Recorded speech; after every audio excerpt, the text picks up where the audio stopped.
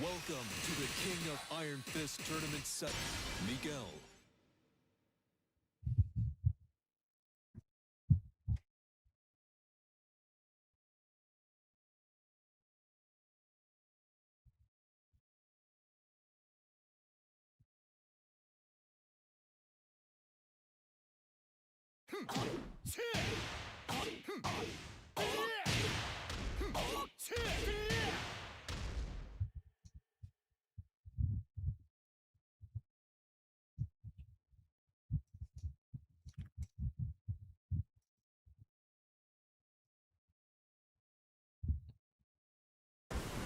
New challenger.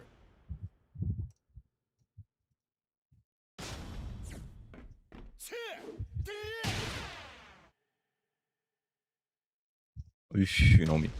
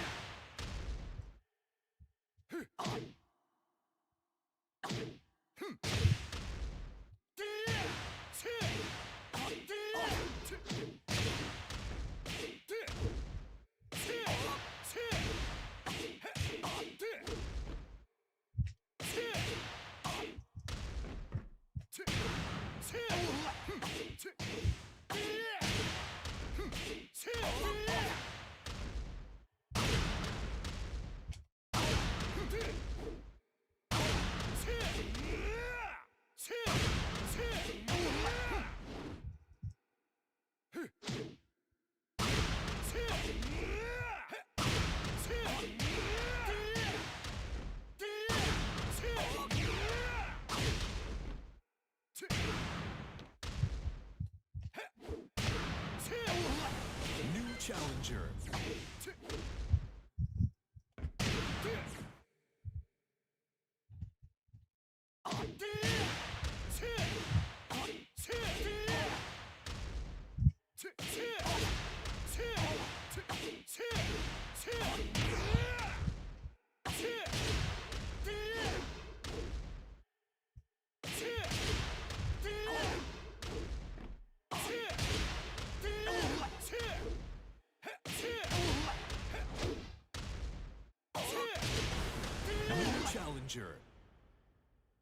Cześć.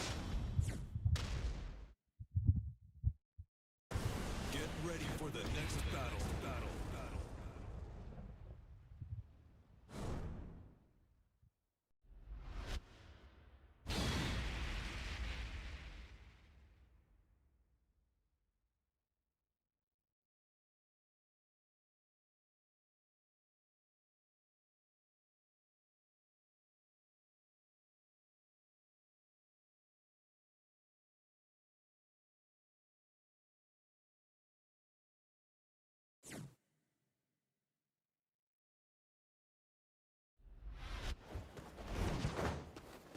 Vamos lá! Round 1. Fight.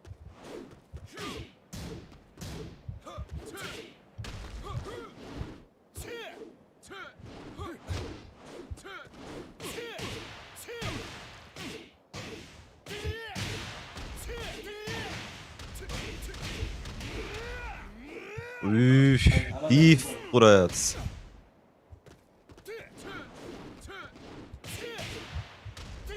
Das ist doch dein Herz, Bro. Danke dir. Vielen, vielen lieben Dank.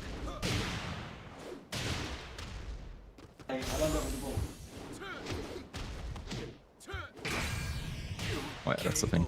Danke dir nochmal vielmals. Wenn ich Cam an hätte, würde ich mich nochmal vor der Cam bedanken. Oh, es ist viel zu warm. Tut mir leid, Mann.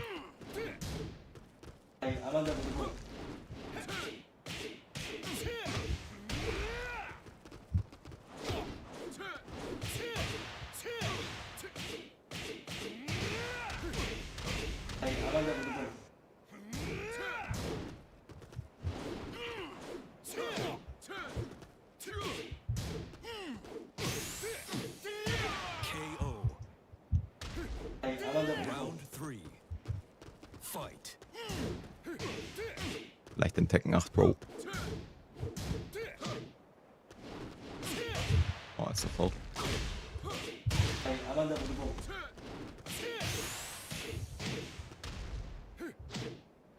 KO. Round 4. Fight. Oh yeah.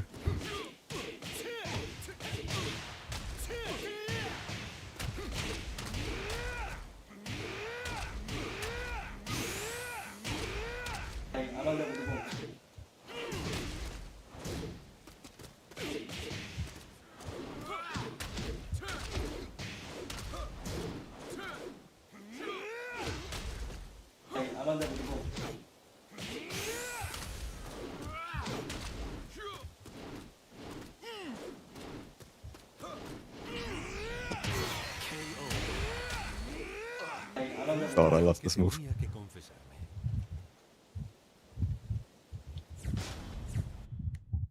Was geht, Lubu? Ready for the next battle. Ich habe nur 6 auf Omega. Ich kenne andere deutsche Spieler, die viel mehr hatten. Truth be told, at least in this game, I still played sub-characters. In Tekken 8, I really don't play anyone else anymore. No incentive. Vamos lá. Round 1. Fight.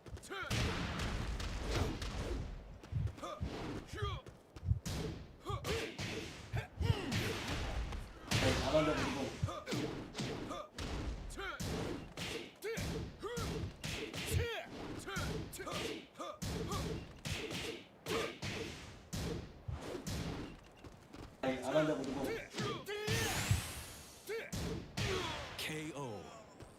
Ja, ich habe schon gesehen. Round Idis. 2. Fight. Oh yeah, he's in crouch after that in this game. Eddie was so different in this game. Oops.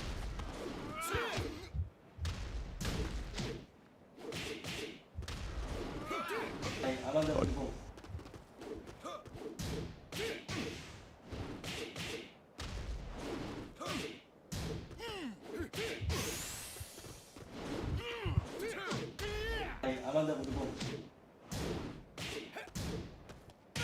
KO. Round 3. Fight. Oh yeah, 11 frame high counter launcher. Yeah, I can't wait for Savage to hit Engager. But truth be told, until he comes out, Bob will be very funny as well.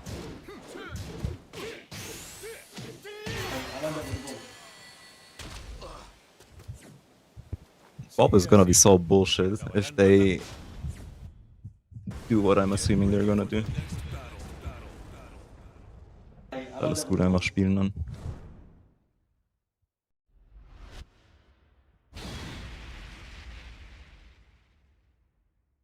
Man, I love these cooldowns and the alerts even after 2 years. Never gets old.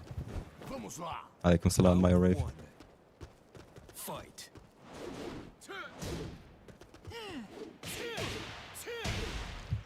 Oh, the...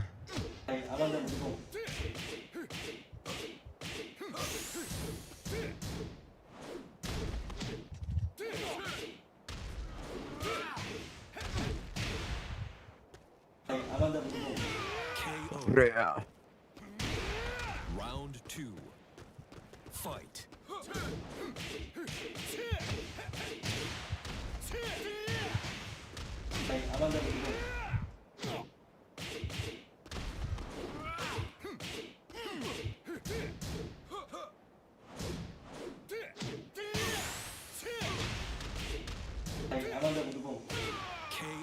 That just evaded his jab, that's funny. Round 3. Fight. I mean, Bob had a lot of bullshit strings to deal with at the wall, on top of having one of the best wall enders. So if either one of those hits on that string becomes a heat engager, you're gonna have very little fun defending against Bob at the wall.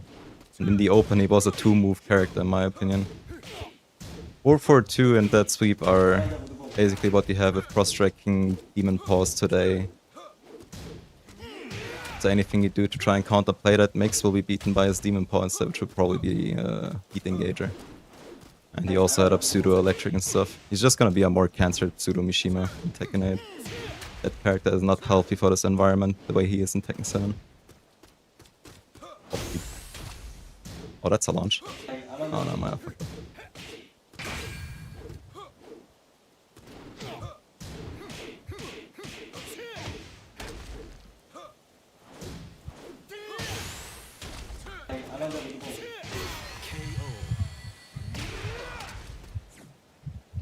Sigue así y te acabarán matando. CGSE. My Miguel is so sick. Let's take a look at Bob real quick, shall we? If you could replace Miguel with one DLC character, who would it be? I don't really care. I hate all DLCs right now. Should have just put in Miguel for Kuni.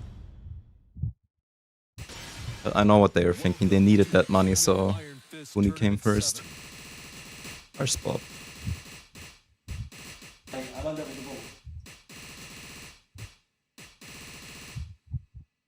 There he is. Kazuya Mishima.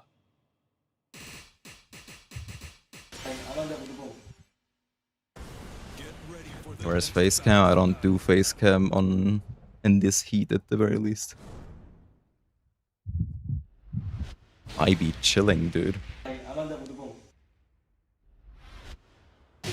Okay, so this move, first off, this did not used to launch on normal hits. This is harder to get around than an electric because you have to commit to the sidewalk, and the further away you are from him, the more it tracks. You only really step this up close. And also very good with recovery. So imagine this is just a pseudo-electric, just a little slower. Then, these two moves, a Demon Paw and his Hell Sweep, that has a little wall carry and pretty good OP actually. These two cross-track. Same way you have that in Kazuya's 442 and Hell Sweep in Tekken 8. So you can force a mix on you, with the counterplay being somewhat difficult. On top of having this to track you down. His jab is one of the best in the game. Super good hitbox, good follow-up, good punishment. Just doesn't knock down. Its down for 1 is 14 frames, but it's pretty good because the follow-up is iffy. Like this one doesn't give you a lot of room to punish. All you get is mostly a knockdown hit or a flip over at best. But the reward is great because you get 25 damage and a follow-up. And he has a faster mid as well.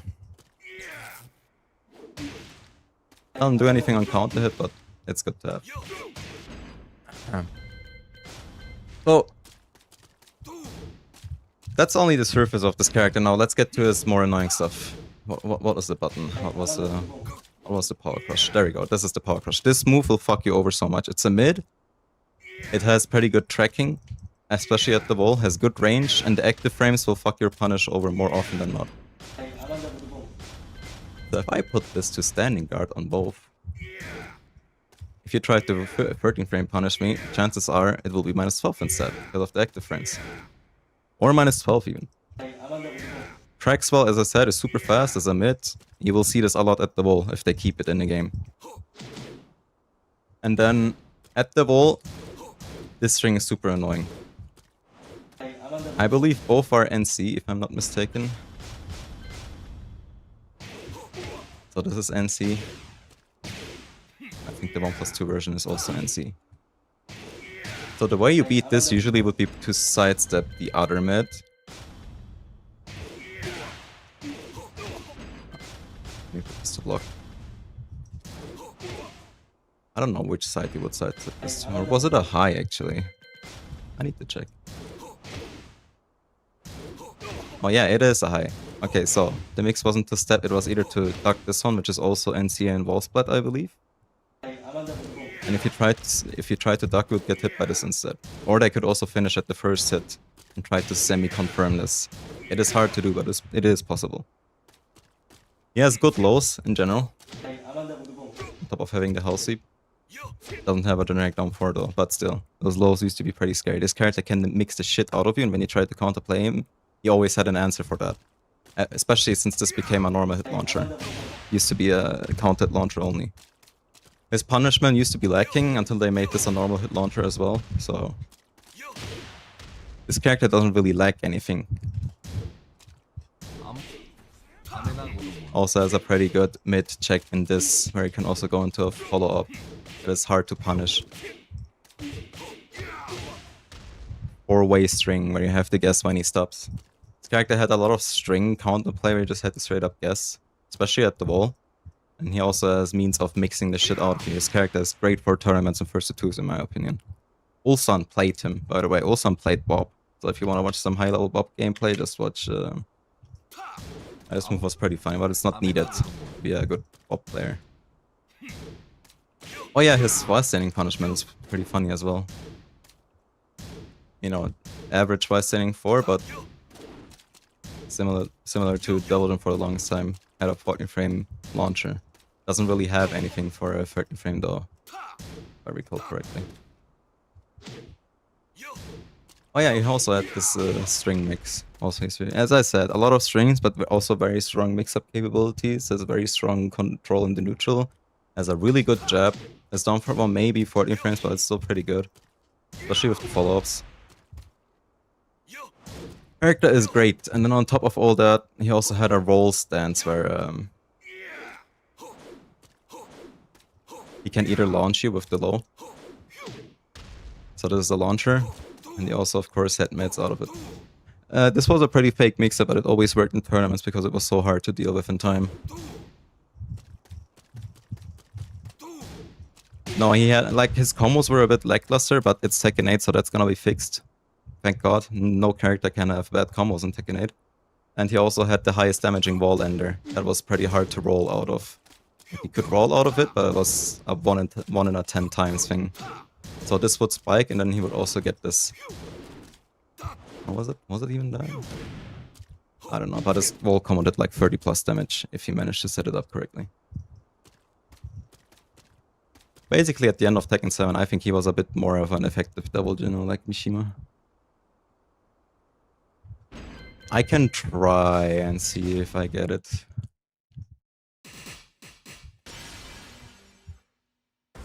Get ready for the next battle.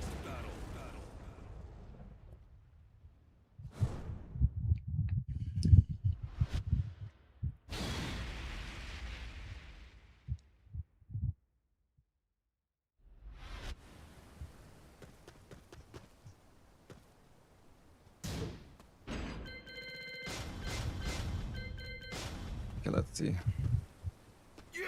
How would I carry through the wall? Can I just use this? Yeah, okay. Whoops. What's the last hit? Okay, it's back to 2-4-4. Oops.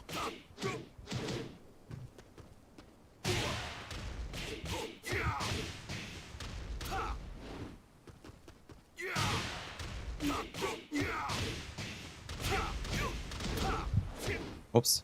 That last hit is guaranteed as well, I believe, but there's another follow-up he gets that is more damage. No, it's not that one. Which one is it? Was it this one? I think it was that one.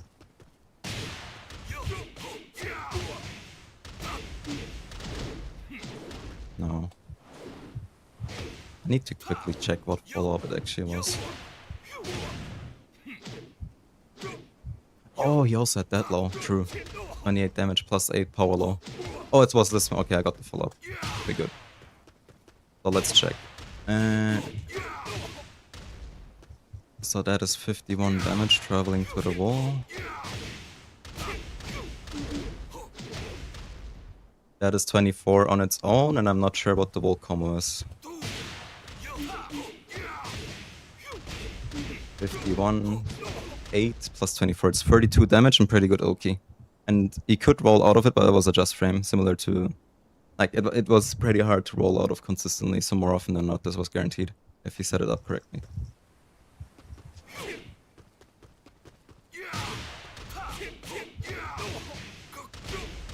I don't think this is gonna stay in Tekken 8 because it's so jank, but if it does, there you go.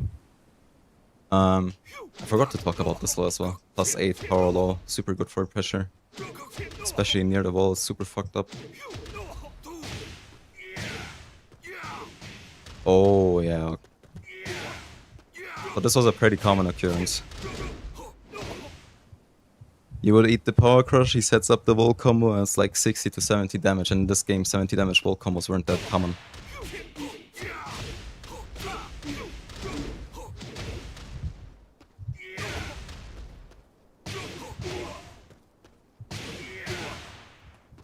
Oh yeah, this also tracked pretty well, was fast and low crushed, which made it even more annoying to deal with. Bob at the end of Tekken 7 was just super annoying to deal with, in my opinion.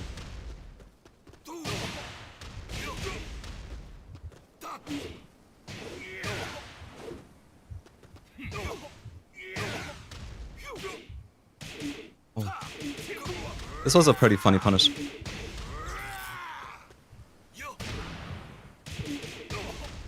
I think he gets a guaranteed follow-up as well. Yeah.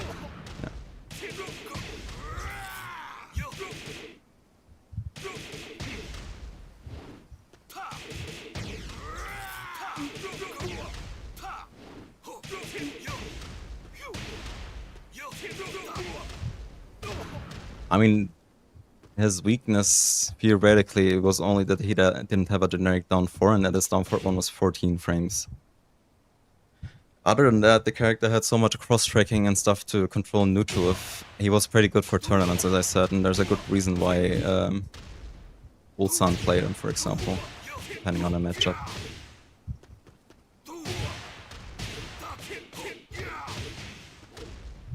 Also, his punishment was pretty good in general.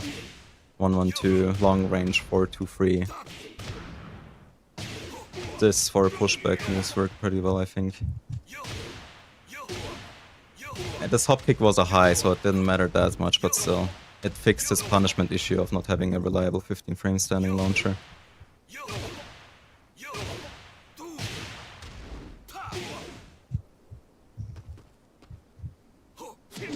As you can see, Mishima waved there, so he will mix the shit out of you should he ever come back, and he is coming back soon. What else did he have for punishment though? What was his rage drive? I remember something about his rage drive. Oh yeah, he also had a launching throw for some reason.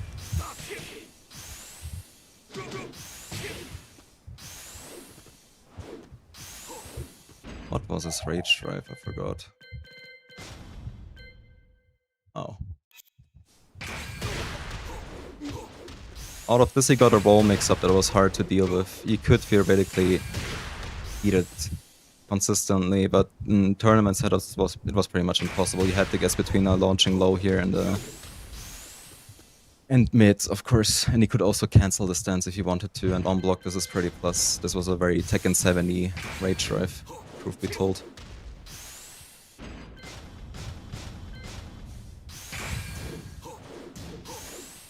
Like, this character was really good at mixing your shit.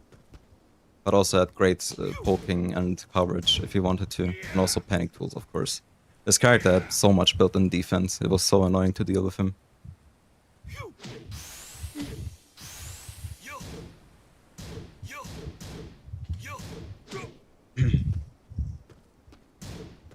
I would assume he gets this out of heat now.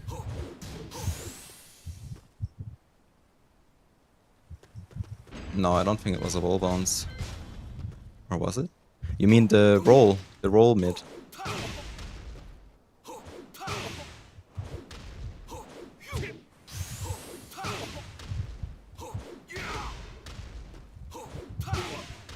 I mean, for the launching low, most of the time they used this because it was the same speed. And this was plus on block, I believe, but they wanted a mid, usually they use that, especially near the wall.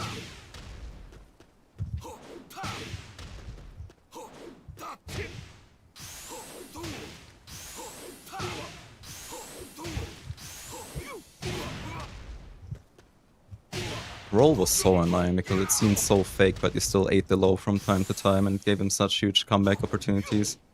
This character had such insane power lows, as I said. Cross-tracking sweep and demon paw, this at the wall. Lows with a string mix after, you name it, really.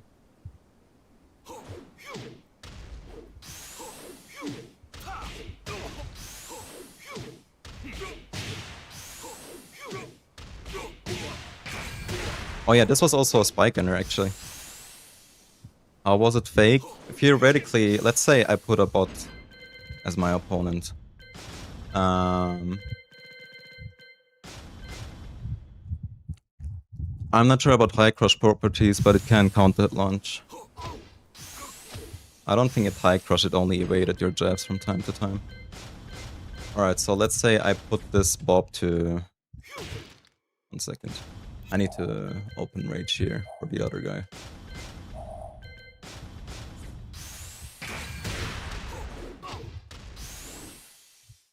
Wait, what do I have to press to go into wall again?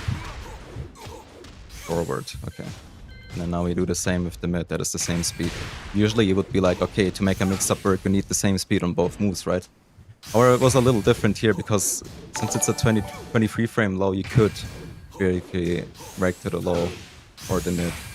Now, my reactions aren't the best, but I know for a fact there are people who could do this consistently. React to the 23 frame low and then just, like, you would just hold back for the mid. And then when you see the low come out, you just block for it in time. So it was kind of fake, but in tournament setups, you need to realize it was PS4 and the input lag was much higher. Let me read this donation message real quick before I forget. I tend to forget these things. Really enjoyed your delving game, keep up, bro. Thank you so much for the donation, man. Really appreciate it. Thank you. Anyway, back to the topic. If I just keep blocking for the mid, and then just block in time when I see a slide animation, theoretically could make this a fake mix-up. But then of course you have the options of him doing nothing out of roll or doing the plus frame mid out of roll, so it was still a pretty strong rage drive, and even in combos it worked as an unscaled ender, right? But still. Character was very annoying to fight, and tournament setups made it even more annoying. There were a lot of lows in Tekken 7 where people were like, okay, this low is kind of fake, but in tournament setups they still work really well. Claudio was one of the best to do that, actually. Imagine playing on a on-stage setup that is already overheating, you have so much input lag, and then this character just comes at you and does this low.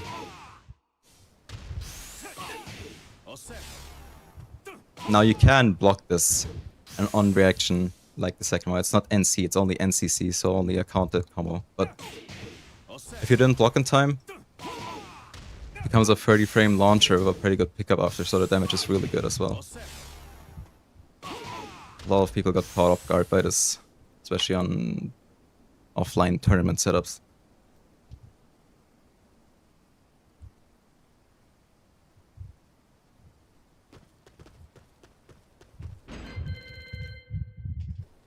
Yes, and you can't low parry if he hits you with the first hit. If you try to low parry, you get hit.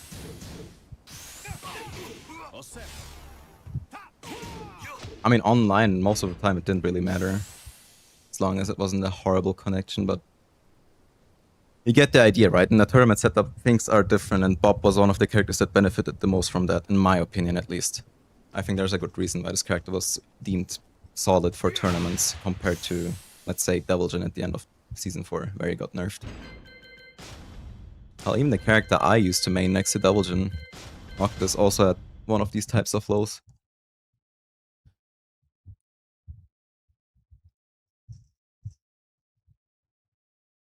So when we take a look at this, right, 24 frames, unique sound effect, theoretically you should be able to react to this, right? But once again, 24 frames. If you're just a little late, you're getting hit.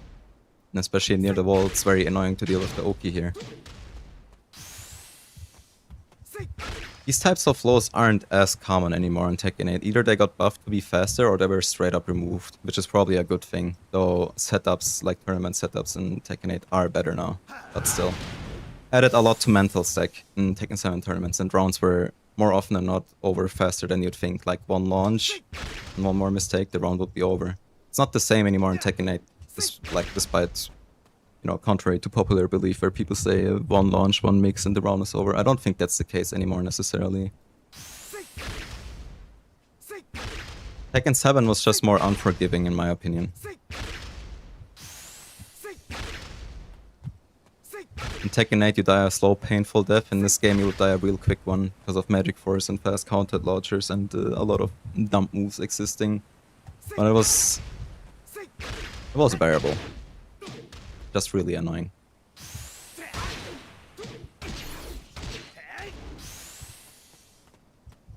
think of other examples as well.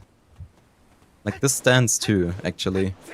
You could generic down forward this on reaction and he couldn't block. So in the neutral, this was a fake stance, yet still. In tournaments, you would see even CBM, who used to play Noctis at the end of Tekken 7, use these types of stances. You had to use whatever you had at hand. Like, there are no rules in war. That was pretty much the mentality you had to have to win in Tekken 7. If something is fake online, or like on perfect connections, or on perfect offline with no input lag, things are still different in tournament and tournament setups. Tekken 7 was a very volatile game, I would say.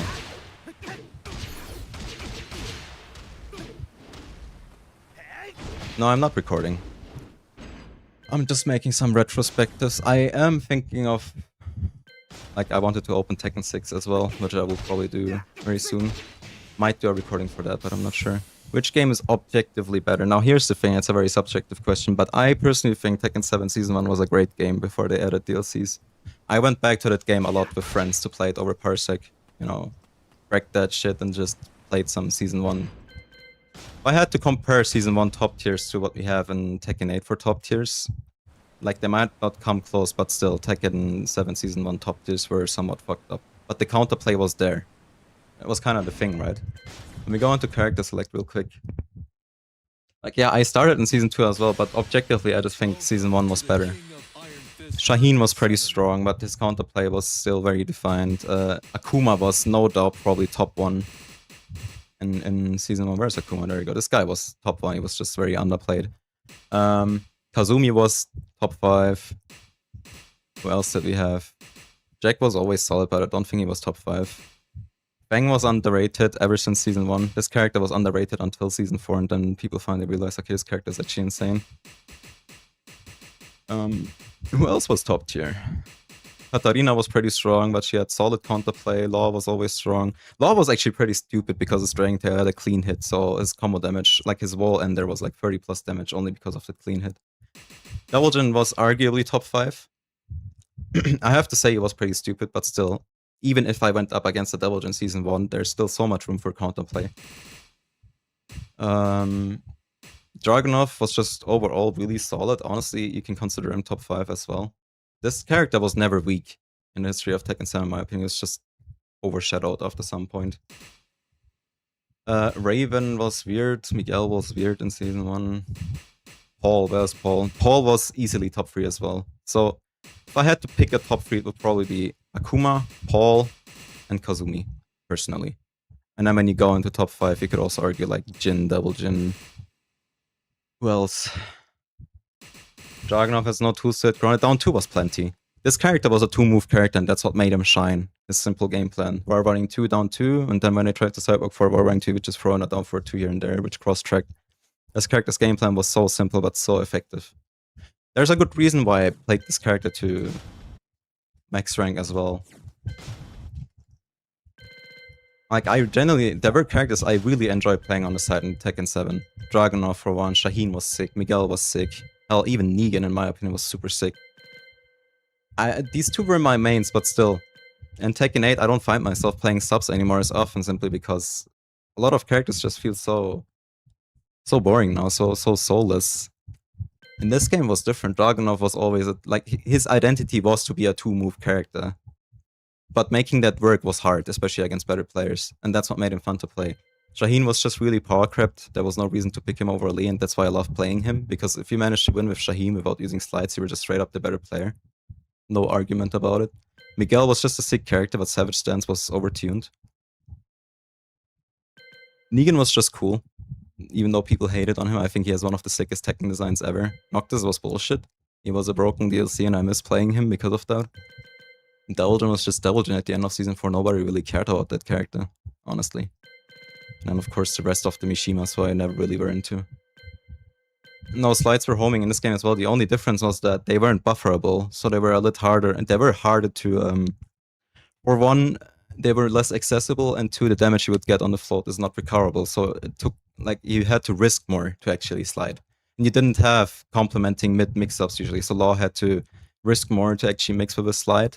And Shaheen from full crouch, usually just got a voice saying free that was punishable. They didn't have the safe knockdown mids or safe heat engaters they have now. Slide mix-ups were a bit harder to utilize. Slides became broken because they became so much more accessible. They got complementing mid mix-ups, and there's less risk now because of float damage that you can recover. Well, I even played Leroy. At the end of Tekken 7, I think Leroy was actually sick as well, believe it or not. After all the nerfs, the character became kinda cool, I can't lie.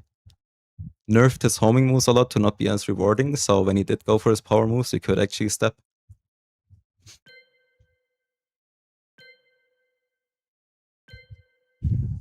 Was Lydia cool? She was different in this game. I didn't like her, but I didn't really respect that character either. And other than that, I really didn't play many characters anyway. Half the cast I didn't play because they didn't interest me. Ich hab nur die 6. Ich hab nicht so viele TGOs hochgegrindet. Nikuni was also super strong, but I don't know, she was pretty boring as well. Like most of these characters I played in 1 or 2 ranked sessions. And then just gave up on them because they weren't so much fun. Lee was already bullshit in Tekken 7 in my opinion. I don't know, people were just sleeping on that character, but he's been bullshit for so long, then they kept buffing him. Like, let's talk about Tekken 7 Lee real quick as well. Welcome to the King of Iron Fist Tournament 7. Leech Kazuya Mishima.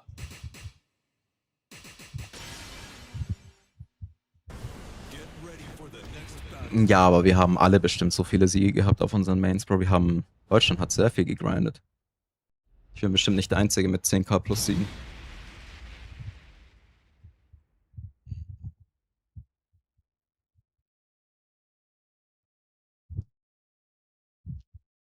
Viele von uns haben ja auch Safe Fights verloren gehabt und deswegen sind da viele Siege verloren gegangen.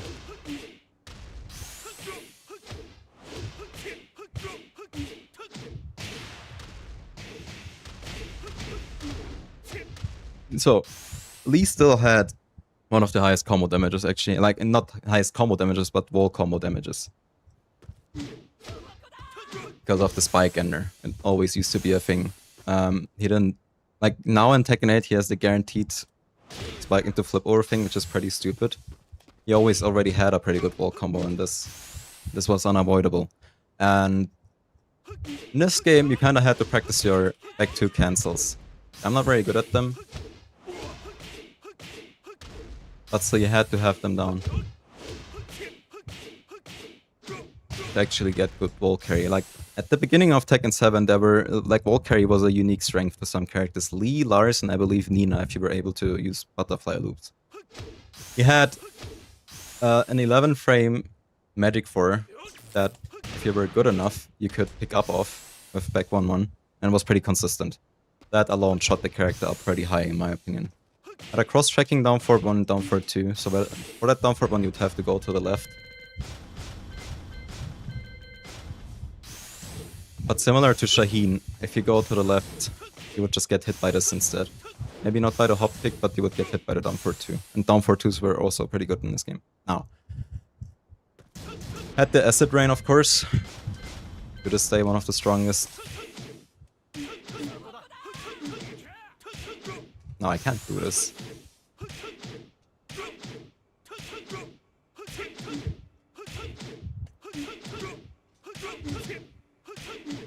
I don't know. I never practiced this. Oh, there we go. Whoops. Anyway, you get the flip over after guaranteed as well, so this always was a almost 50 damage flip over 10 frame punish. It's already pretty good back then. For 11 frames, this wasn't as good necessarily. Like you got for free, I believe. This was an 11 frame punish with pretty high range. But in return, you didn't really have that good of a 12 frame punish. 13 frames, wall splat. 14 frames, wall splat. Then of course, 15 frames, you had one of the best punishers in the game. Always had the best 10 frame voice setting punish. Always had a pretty good solid voice setting 4. Always had voice setting 1-4, which was never bad. And 14 frames, you would get this. Now what makes this so unique for Lee in this game, similar to Tekken 8 Season 1 where you had to use your heat to get a launch, God, dude, this rage sound is pissing me off. If you ever manage to land this with Lee while in rage, chances are you probably won the round. Because this would turn out to be a... like 100 damage launch at the very least.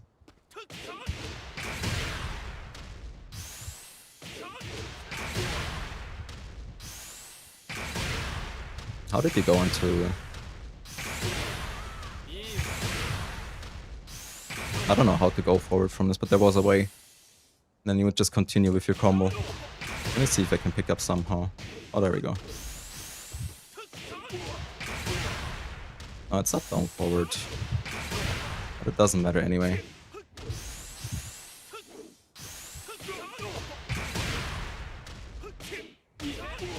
Oh, it's was saying 2-3. No, 2-4 actually, which is the screw. Okay.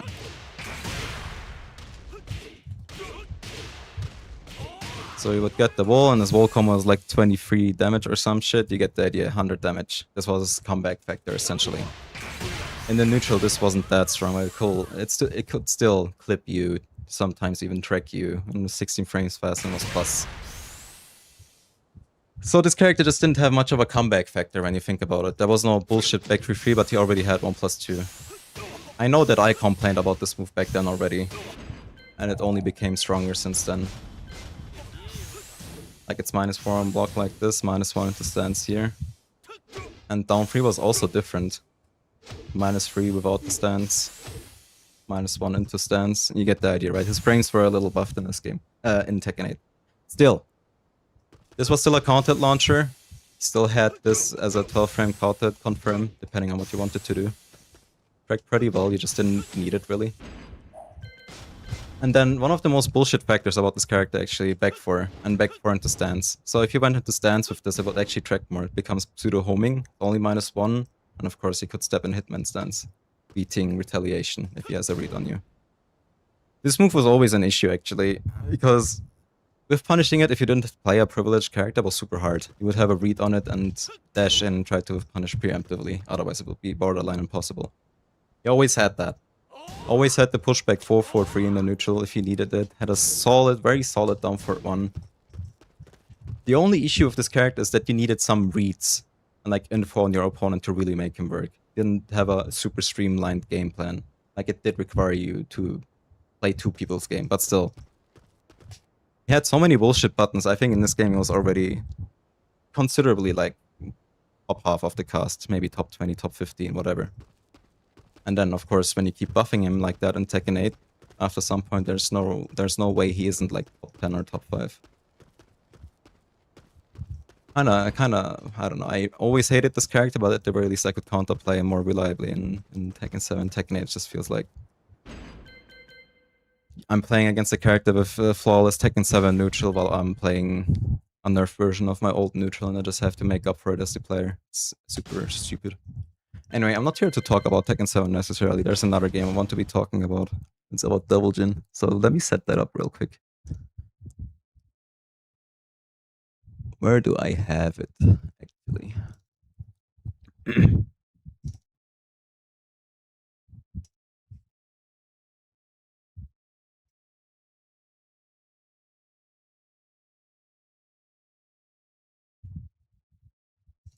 Oh, there we go. I installed it recently. Let me see if it works still. And I also need to change the game on Twitch.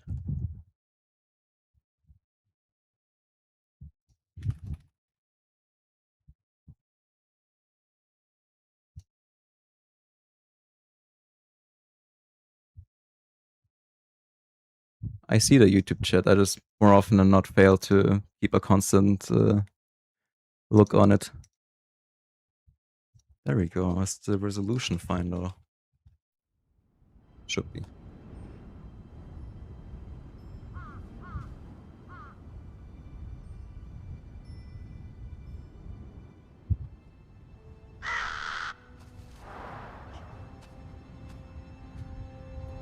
Now, how do I skip this shit? I'm a LARPer, bro.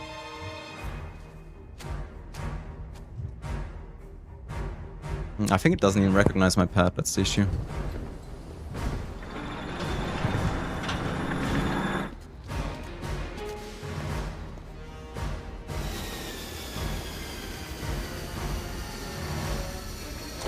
Oh, there we go. Now it recognized it. Offline mode, practice. Demo G. Demo G.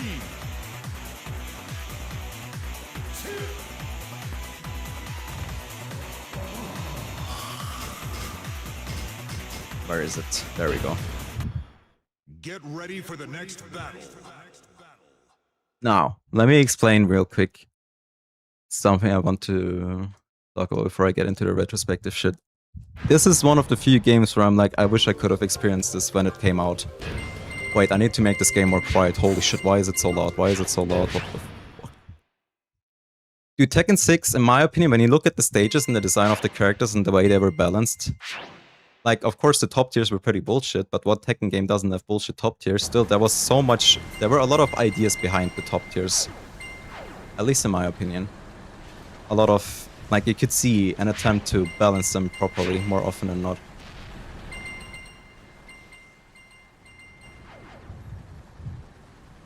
And one of the characters that I think is the perfect representation for a Tekken character in this game is actually Devil Jin.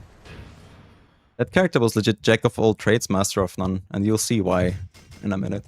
Devil G. Devil G.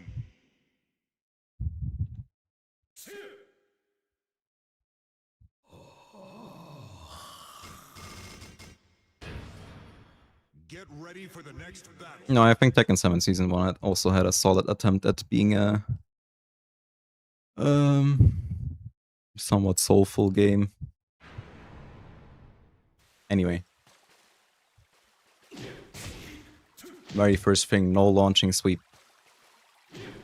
Only launch on counter hit. Now I need to... Can I key charge somehow?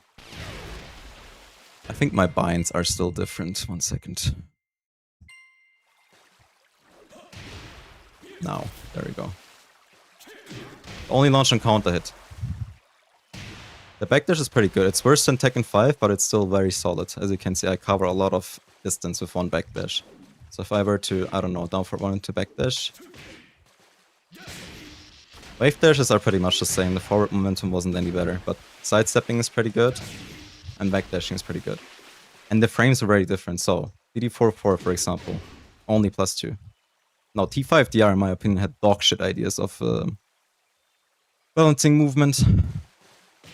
Like, movement is great and all, but I think that game overdid it with the movement. I don't want to see a Tekken game where you can legit move around someone's entire move list. This game is still a fighting game, bro.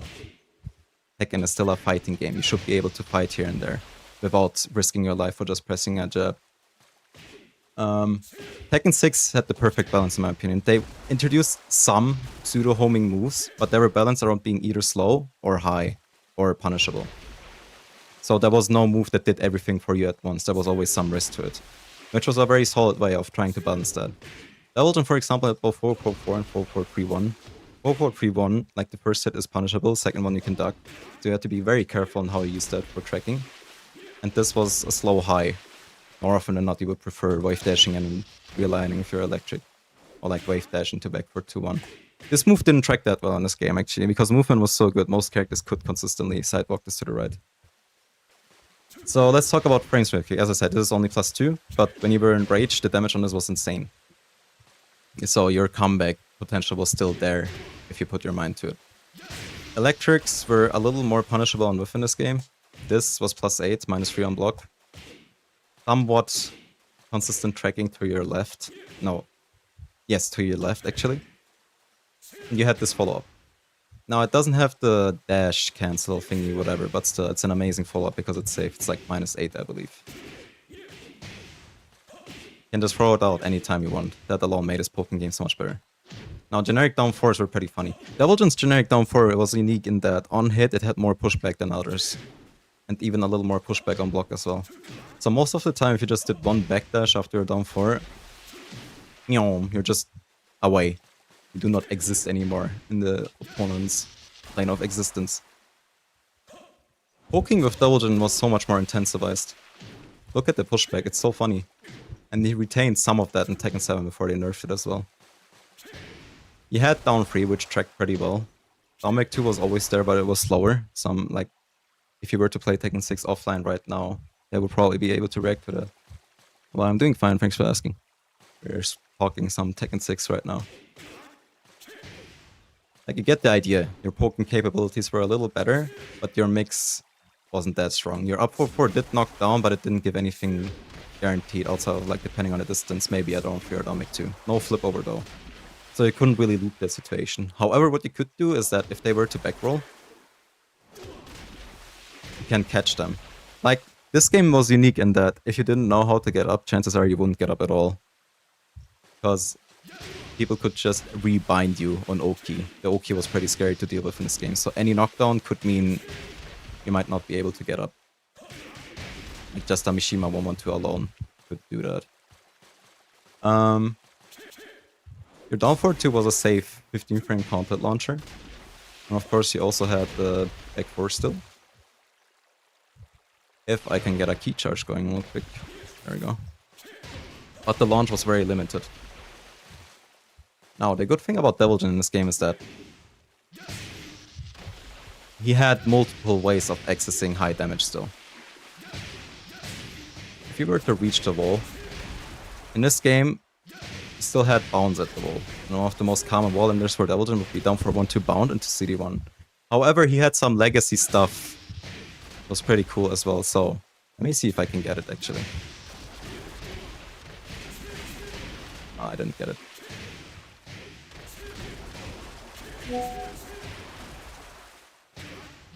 This might take a while, but it's definitely doable consistently. There we go. If you manage to delay that back 4-1, the second hit perfectly, the third hit will come out faster, resulting in this becoming a real wall combo. And this was his highest damaging wall combo pretty much. Did a fuck ton of damage. The reason you would try for the laser scraper there is simply because you don't have the time to do CD1 after. The recovery is too ass. As you can see here. So that ender I just showed you, with the trick of the legacy stuff behind laser scraper, was actually the most optimal and was worth practicing a lot. Deviljin had a lot of cool shit in this game, and one of my favorite Deviljin players to watch was Tong Bao. Because he tried to go for a lot of cool shit back then. He was also the one that inspired me to use back 1-2 as a tracking tool actually, because he did that a lot, especially near the wall. Tracked very reliably to people going to, like, trying to sidestep to the right. Of course, he also had a Demon Paw. I'm not sure if Jin had one in this game already, but Deviljin definitely had one. And it was a trademark move back then. Story mids basically consisted of down 4-2 for counter hit fishing, back 4-2 to try and track, especially out of wave dash. Back 4 here and there. Also, this is one of the funniest animations of all time. Look at this. The way they just flip over and into the wall. You could use this as a wall spot tool as well, but more often than not, 4-4-2 would be enough. Didn't really use back 4 too much in this game, didn't hit grounded reliably either. Yeah, down 3, down 4, great combination of lows. Down back 2 if you really needed something to high crush with more reward. Then of course CD4-4. Other than that, you didn't really use many lows with this character. One of the sicker things about this character, you had a generic parry, not that power crush bullshit. I think it came out at like 3 frames as well, maybe even 2. And had a different animation depending on what you parried. I would argue this parry is better than what he has right now, actually. Yes, what used to be his trademark is now a button anyone has in the game and kinda irks me. Because for a lot of characters it became a neutral skip instead, because all of them, like, they all do something special now. Kazuya's Trex's weak set and has a lot of range, Lee just has bullshit range, and it still has quite a lot of pushback on block, despite all the nerfs.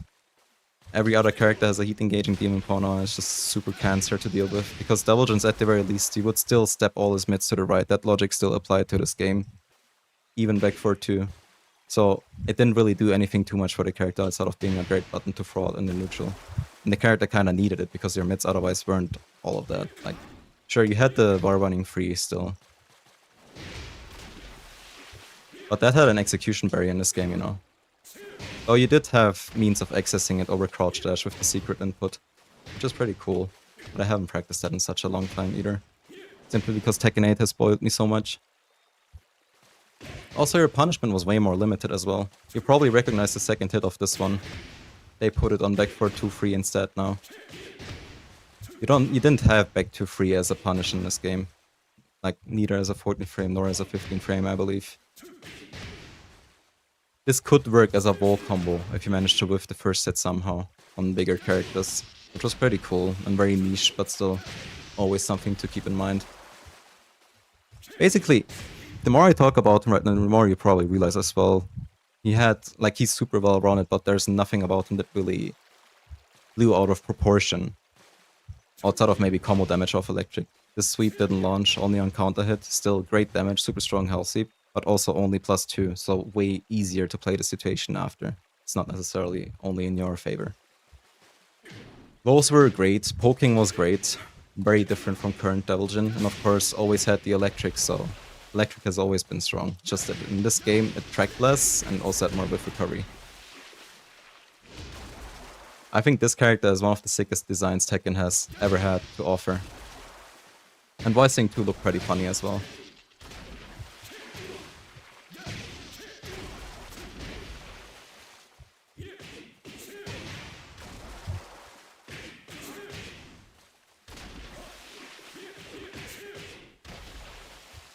Yeah, that last hit used to launch in Tekken 7, but it was also -14 in return. I think in this game it wasn't -14.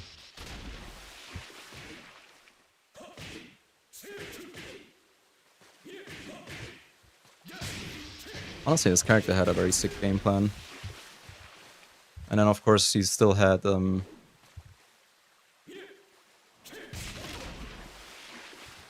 amazing combo potential with the electric. I'm just not sure. The walls on this stage specifically are very iffy.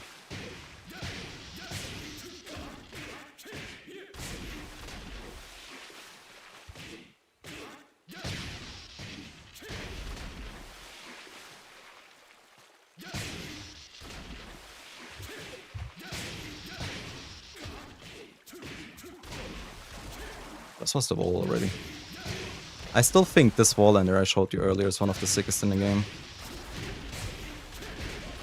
Because it only worked if you had a perfect delay. You couldn't dial this. You have to delay the second hit perfectly for this to work.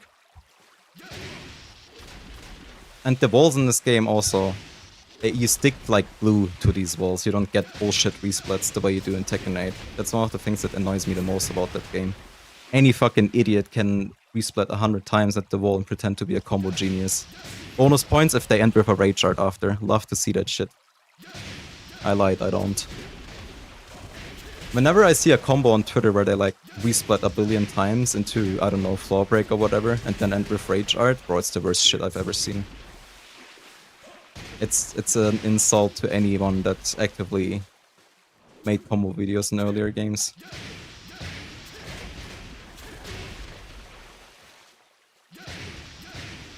I mean, 4-4-3-1 into electric, yeah, that was also pretty good Oki, actually. Let's pick another stage real quick.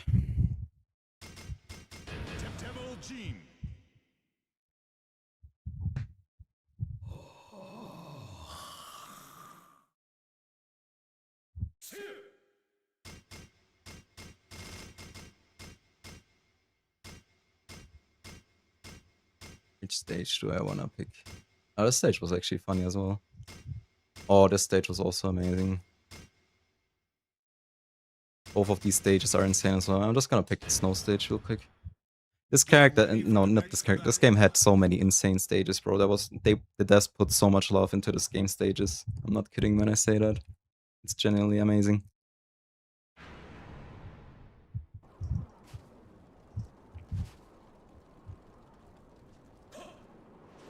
You didn't... Yeah, that was pretty much the high damage staple.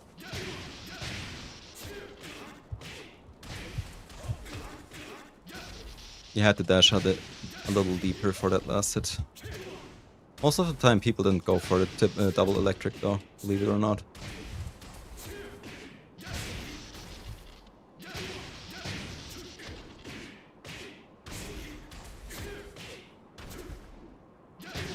Longbao Love more often than not just went for this instead. In second.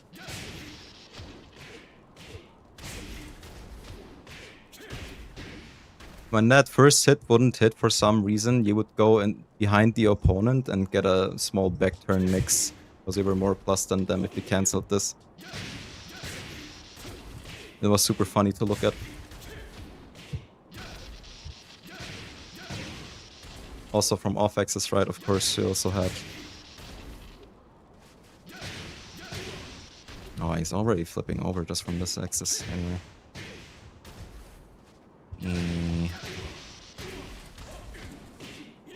There you go.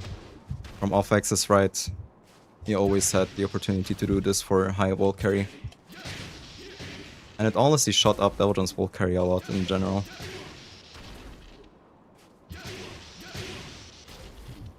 Now, I'm not sure if I could actually micro-dash into down for 1-2 here. Dashing in this game is super hard. Gee, this could work. There you go, you see that? A lot of characters didn't even get 5 hits post-bound. This was a Devil Jin privilege. So depending on the axis, you could get real good wall carry. Also, you didn't have 4, 3+4 or anything. So your punishment, especially against pushback characters, was a little lacking. Your best punish was honestly back 1-2 and 1-1-2. Other than that, you had to really learn your standing electric punishment, otherwise you were lacking. Westering 1-2 was also pretty bare bones. But you had Westering 4-4, which was amazing. And of course the Westering 2, where you could actually bound after.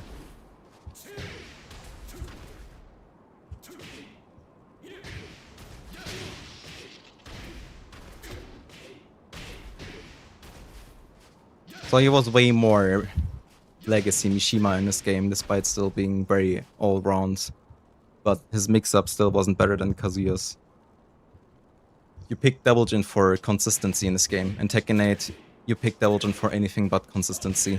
It's funny what the character has come down to these days. But he was sick. It was probably one of the best designs Tekken has ever thrown out. With that launching sweep being gone and only launching on counter hit. And even if it launched on counter, you didn't really get too much. Momo was very iffy.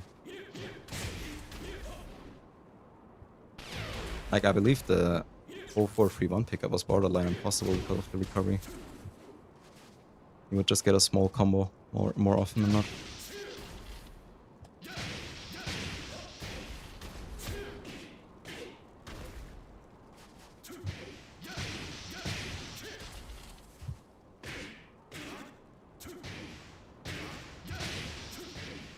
Yeah, Tekken 7 just used Vanilla Jin's body and threw some devil shit on him.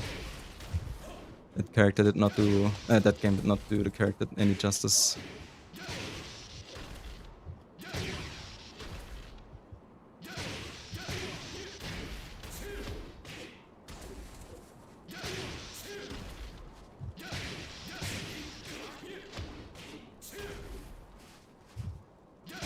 Actually, there was also another route that I thought was super sick. Let me try and see if I can get it. Oh yeah, there we go. Then...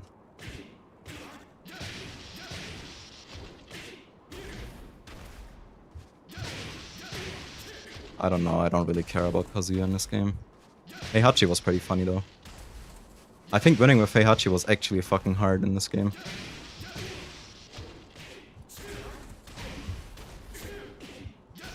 That electric at the end is pretty hard. You see that, right? The instant voice sending 4. It's pretty sick.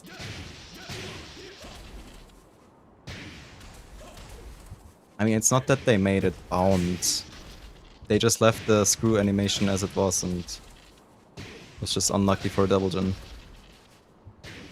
Because that meant he would no longer get a screw after.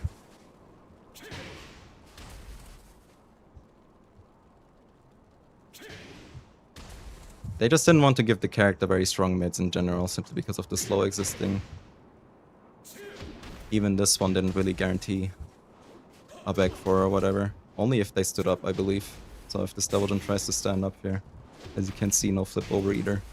Which is a good thing. I think Tekken started getting worse the moment they added flip over as a mechanic.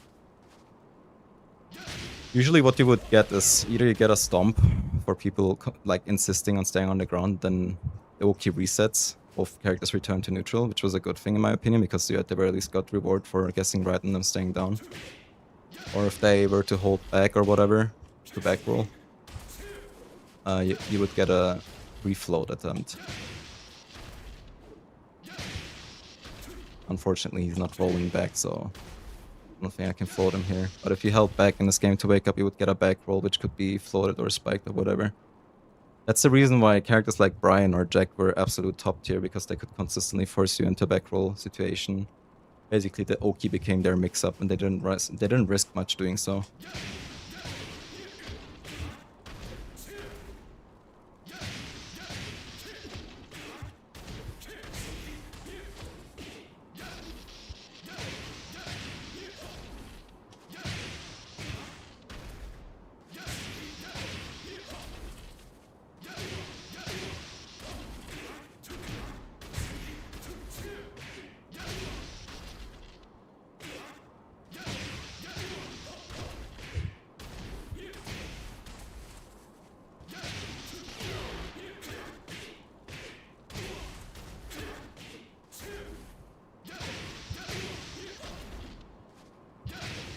It is possible, but you need a frame-perfect dash, and you can't buffer dashes in older Tekkens, so it's just hard, but it's possible.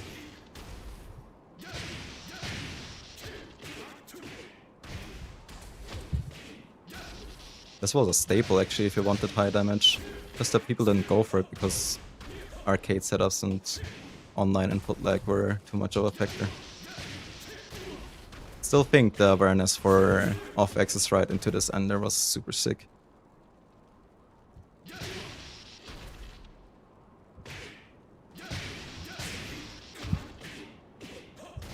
There was a lot of room to be quirky with this character.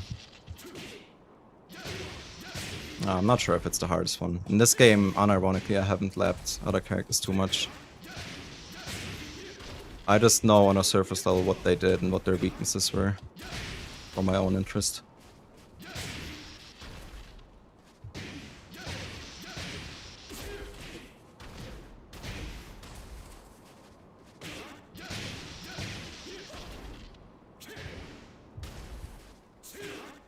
That's also true. This game didn't really have easy combos. That trend of making combos easier kinda came with Tekken 7. Oh, there we go. 87 damage.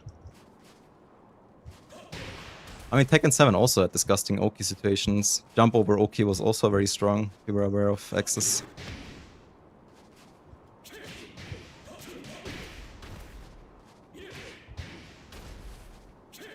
Oh, I forgot he also had down for 4-4 in this game for a punish.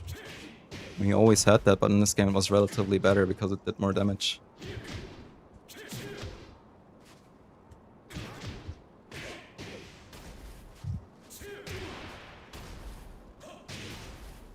This move was funny. You would just randomly teleport next to your opponent and somehow track them sidewalking. I don't know why it did that, but it looked funny. He also had up back 2 already in this game. However, 1+4 was very petty.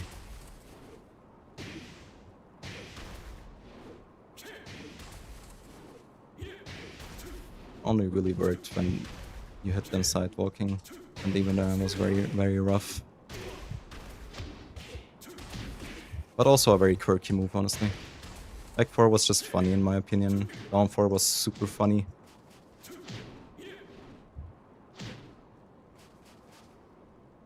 This was also funny.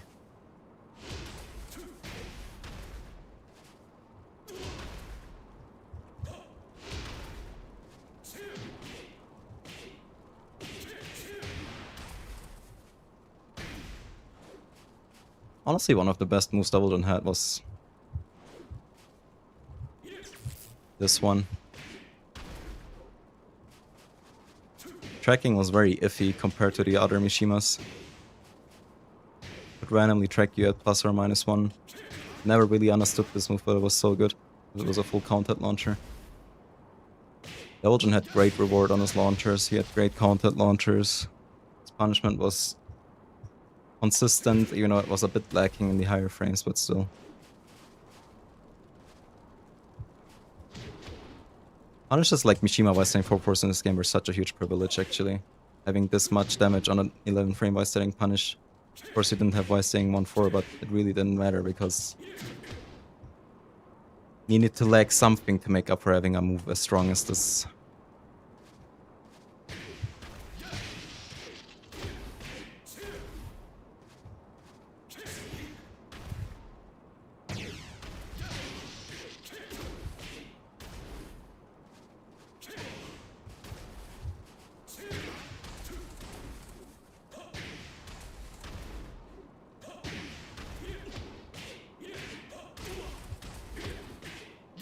Getting a combo from this shit on tip range was also super hard.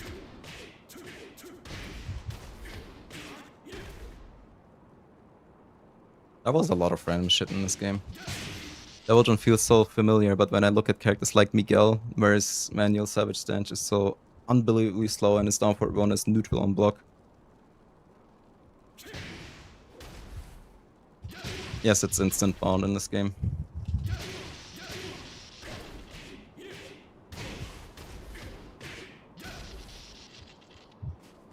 Honestly, if I were to play Tekken 6 Devil these days, I would always try for the Westing for pickup here. You could always combo from for free.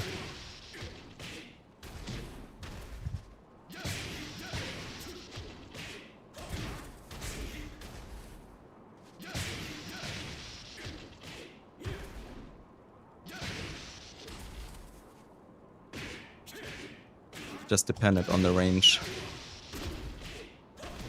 Oh, there we go. Oh, dropped it regardless. Anyway. Yeah, this game had a lot of soul. I really like that about this game.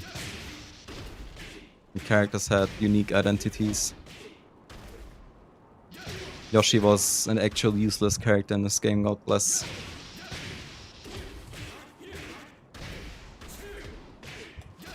Yeah, but there's not much reason to be using for free. Honestly. CD3 does everything that move does and better. I think this one is like 30 frames. It's around 25 or 26. I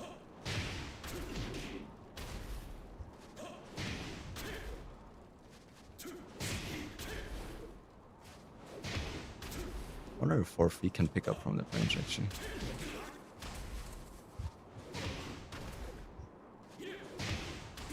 Does he get a wise thing for a pickup here? That would be sick.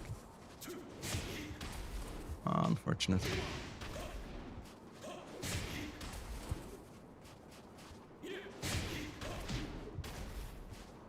I don't really like these two moves. Ever, even in Tekken 8. I think I use CD3 like once every few months.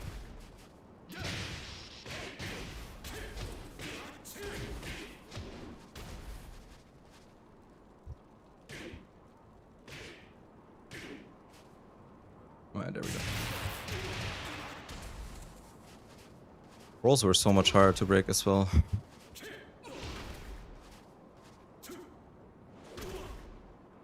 And as you can see, I already had a full throw game in this game. Quite useful actually.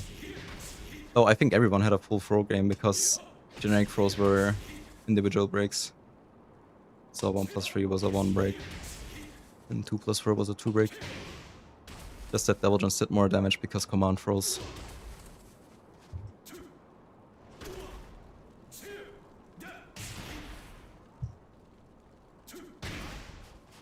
I think if I could recommend one player to recommend you to watch JDCR's Armor King in Tekken 6. I think that's the pinnacle of Tekken. Movement tied with good buttons and very strong reads and with punishment. JDCR in Tekken 6 on Armor King was a different beast, man. That's in my opinion, this peak Tekken. May look boring to some, but that shit is actually peak, bro. The way he outplayed his opponents with just movement and like 2 buttons. Tekken 8 really does the man no justice.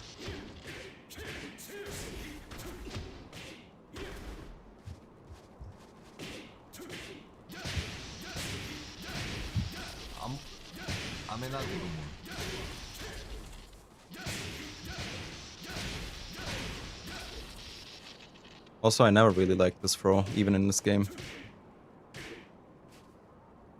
It's -6 on break. Has always been a deal breaker for me. No reason for me to use that over 4-1+2, which is 0 on break, or the other two throws which are -2 on break.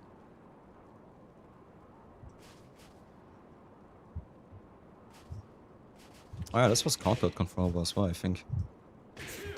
Similar to down forward 1-2. No, it's not AI. He said that when I was next to him.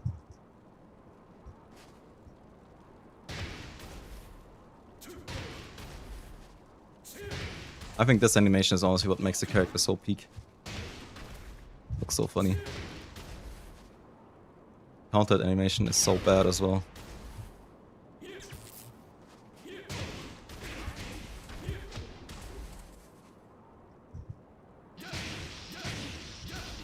No.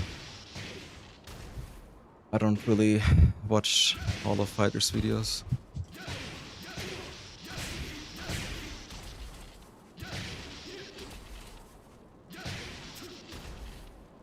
I do know that a lot of people like watching him though.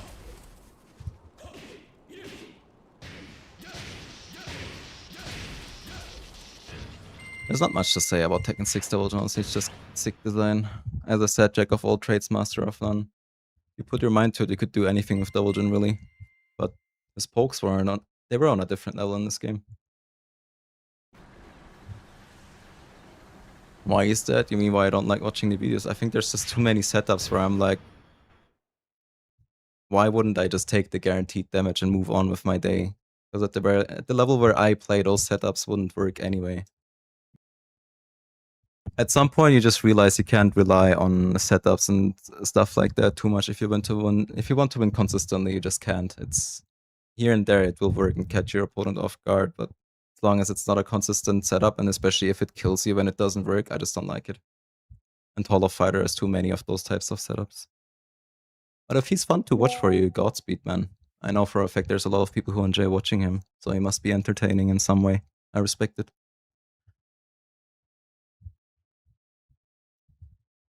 Anyway, that was Tekken 6 Double Jin. I really like the character's design.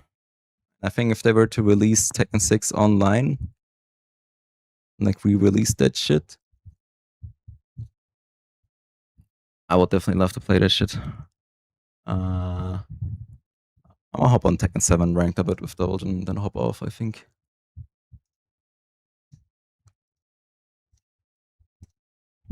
Hello, Abbott. Yes, he was.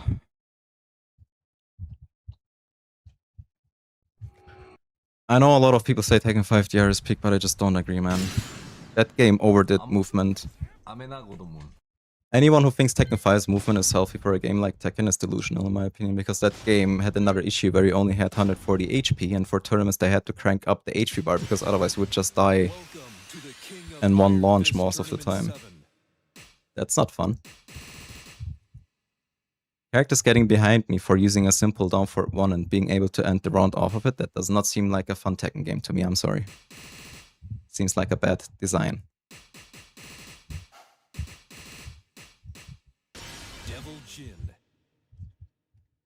End of the day, it's still a fighting game. At some point, you have to go and press a button.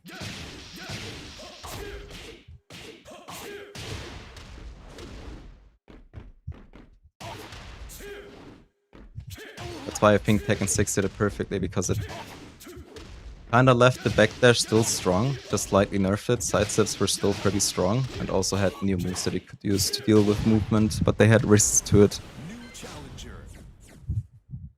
Pretty well designed, in my opinion. Tag 2 as well, actually. I just don't like Tag 2 because if I were to start with that game now, studying tag matchups and every single matchup would be too much of a hassle. Tekken 6 is more chill.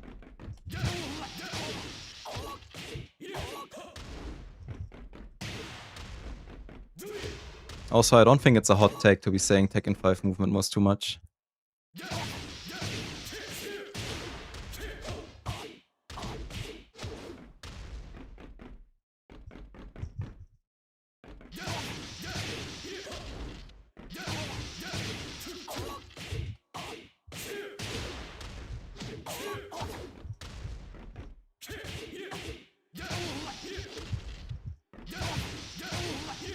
No, there's not much to explain about that.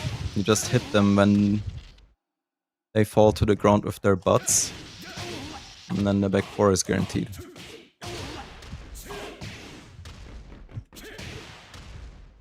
I'm sure there's videos out there where they explain it.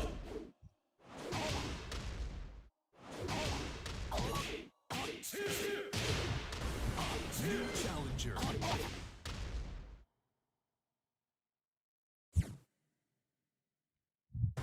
Get ready for the next battle.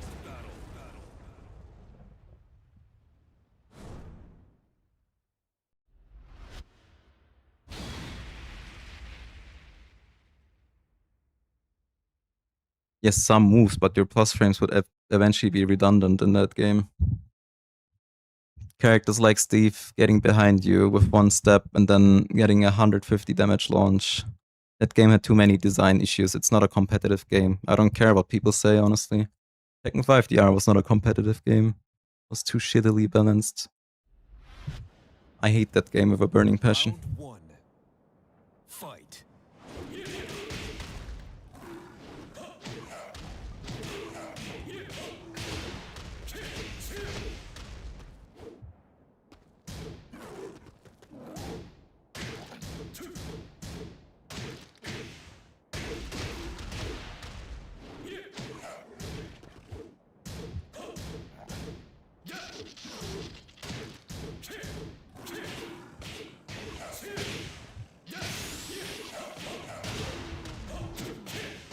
KO. I just don't like DR, bro. I don't see how that game is supposed to be balanced. Or fun to play, for that matter. I'll fight as Steve and I'll just hate my life.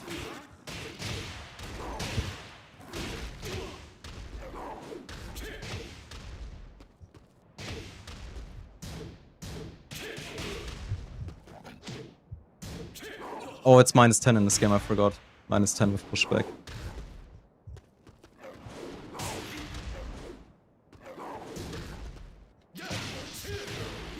Oh, fucked it up.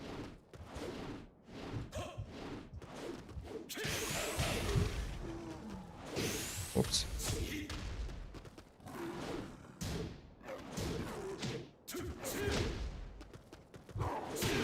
Oh, I tried to whiff punch too early. Was good, Mike. Round 3. Fight. It really depends on the matchup. I do not enjoy watching Tekken 8 tournaments too much. Oh, I thought I had him there. Oh wow. Thought I could jab check that without getting parried. Oh, that would have worked.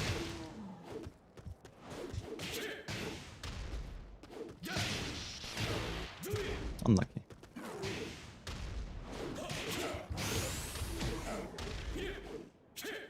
KO.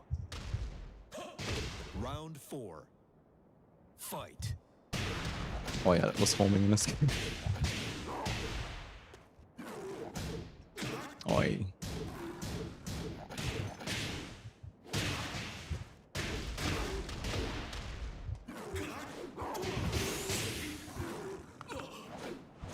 I don't know how to deal with the 10 hit, I'm gonna be honest.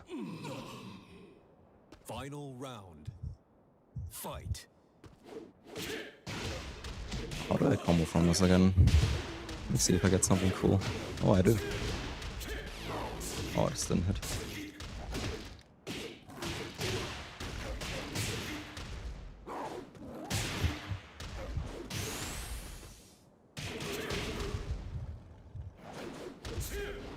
That didn't work.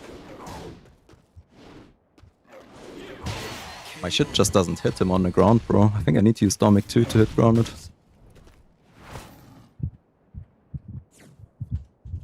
If Noctis, I just did Domic 1/1+2. Worked just fine.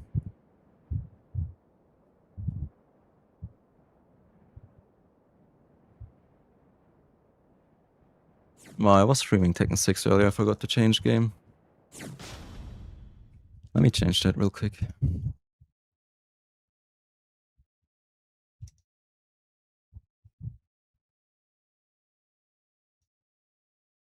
Hey, where is it? There we go.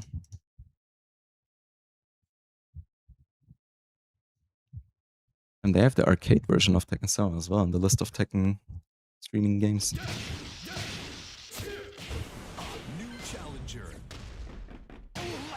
How has your day been? I was working outside for a few hours and then I already had no motivation to do anything else. Ready for the next battle.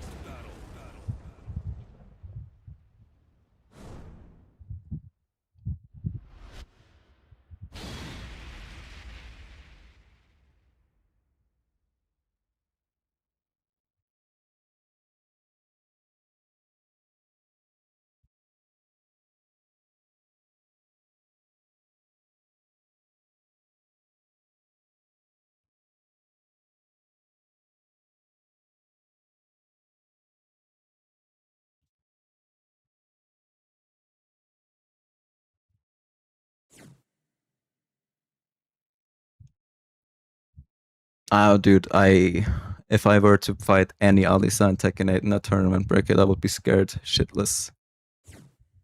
Ever since they removed like half of the options you have for movement counterplay against DES, that character has become so cancer to fight. I didn't mind DES too much in Tekken 7, but now that the character just has a safe mid as well that both splits and is plus on block, just shifts the counterplay way too much. Basically removes it.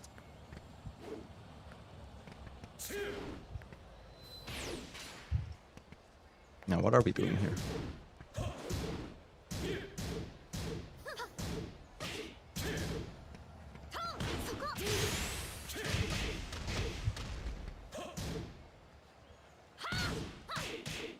Perfect. Round 2. Fight. Oh, I dropped it.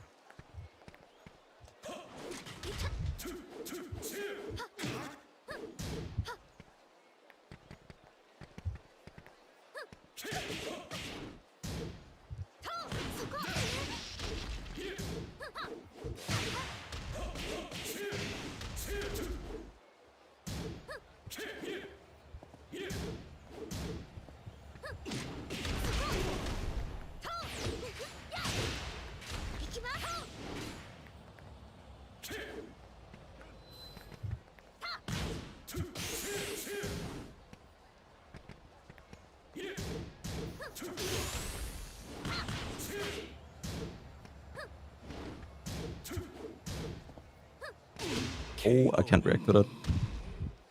Round 3. Fight.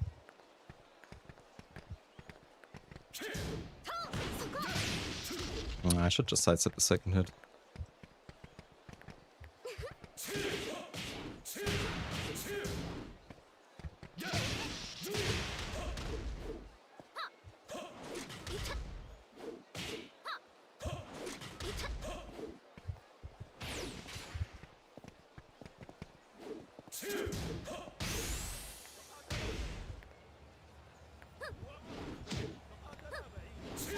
Perfect. Honestly, the best thing you can do in this game and people just won't play is poke. Fight. Oops.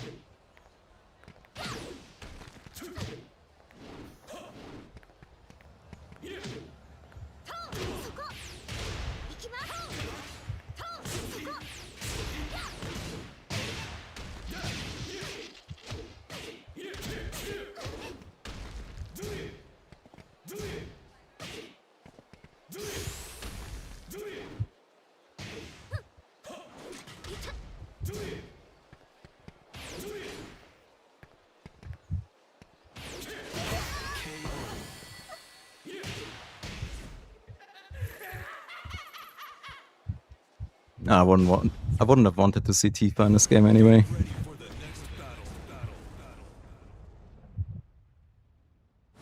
They can cook with Yujiro, and honestly, if it's the Tekken villains, it's not a bad pick at all. Round 1. Fight. No, it's not random. When you play Final Fantasy 16, you kind of realize why they insisted on having him.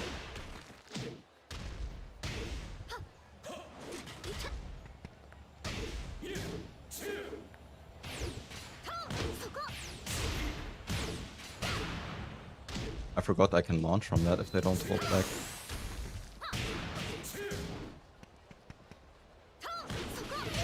KO.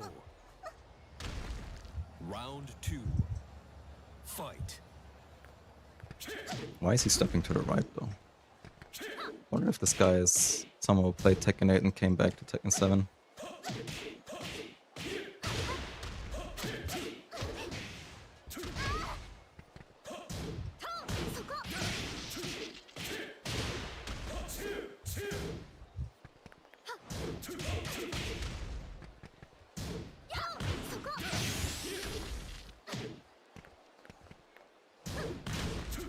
Perfect.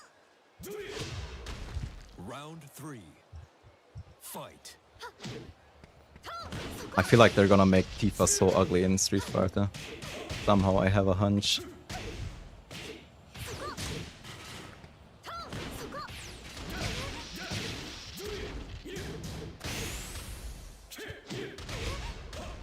KO.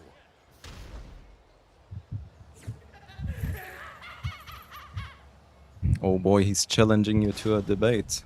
I'll play one match and then find someone else. Ready for the next battle.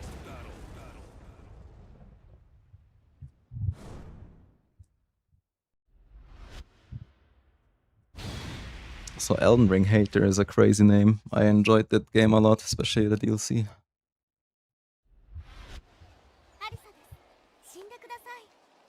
I beat pre-nerf Radahn. Round 1. I survived that summer. Fight.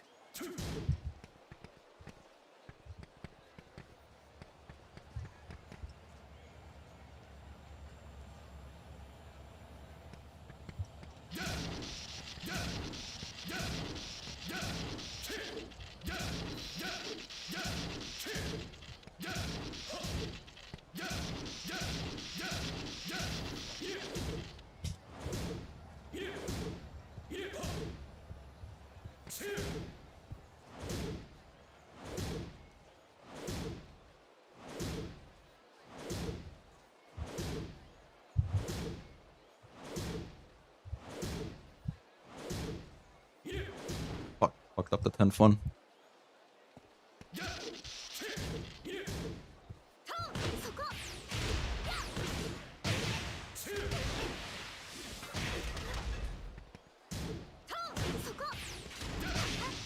Time up.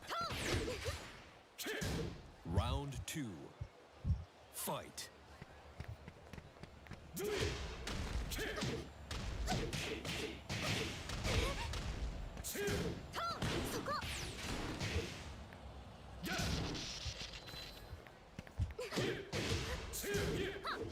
Oh wow, she can backdash that.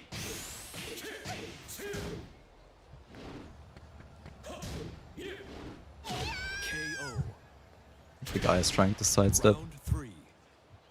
Fight.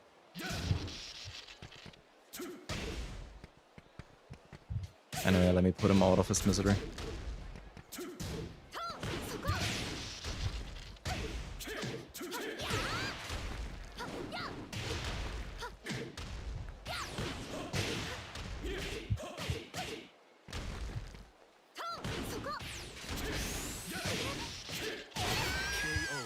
Hello, Yori. Hope you're doing well. Long time no hear. Do you like Tekken 7 Divulgent better than Tekken 8? Believe it or not, I don't.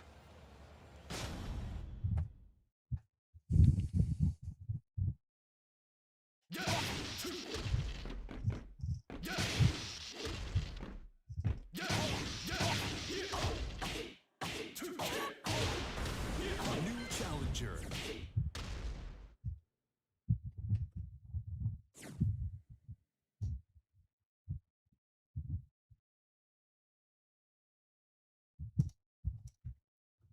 Unfortunately, I alt-tapped and my game crashed. That is a very Tekken 7 thing to happen. 1 second, I need to restart the game.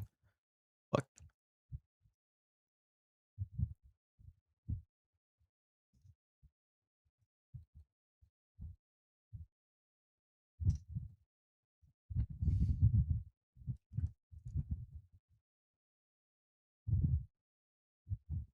I mean, they really just don't want you to poke with that character.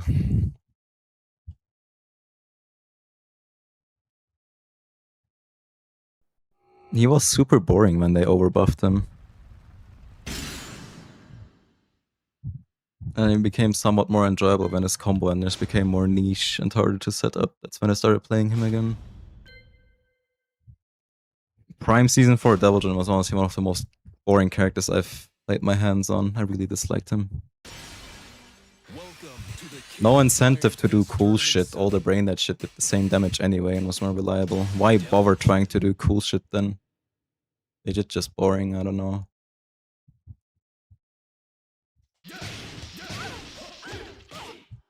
Hell sweep into back to 1 ender.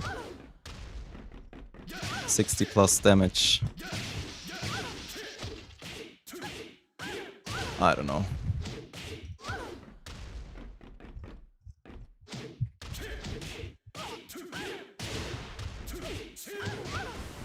New challenger.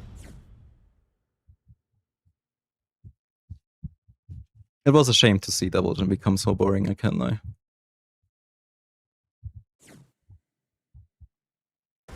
Get ready for the next battle.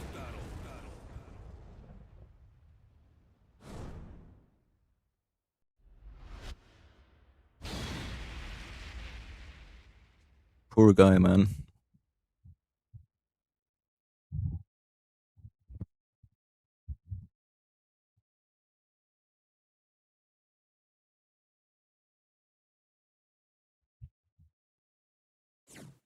Bloodborne was... That game's goal was to have a more gothic environment than the average Souls game. What do you like more about Tekken 8 Devilgen? More fun to play, more fun combos. Specialist character.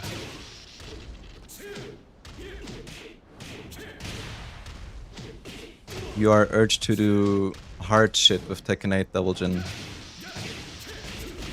You know, because if you play that character on a surface level, you will not be very successful.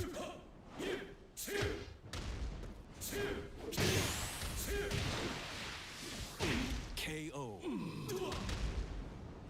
And his neutral these days is... Fight. It is recognizable to his older games somewhat. I think what changed my mind about Tekken 8 Devilgen in Season 3 was watching me play him and being so successful doing so, while playing his usual defensive style. That's when I realized, okay, the game is probably in a better state now in Souls Devilgen. KO. Because that shit was not possible in Season 2. Round 3. Fight.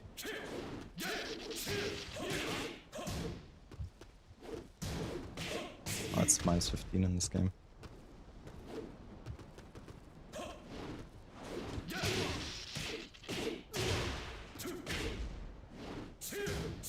Oh, it's minus 14. Did he just press back 3 like it's Tekken 8?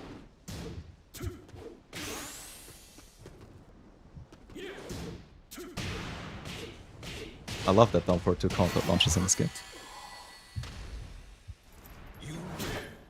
Yeah, but heat is very less oppressive to deal with now. It's still bullshit, but it's less oppressive, and that's what makes it more fun, I think. You can afford to make more mistakes while guessing and still win the rounds, outplaying your opponent.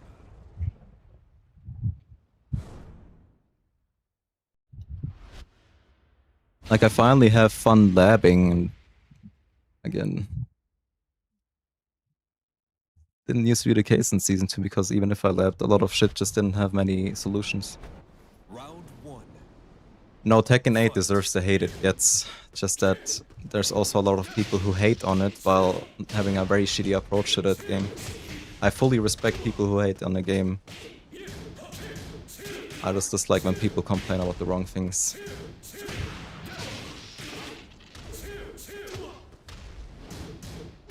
I forgot about the string.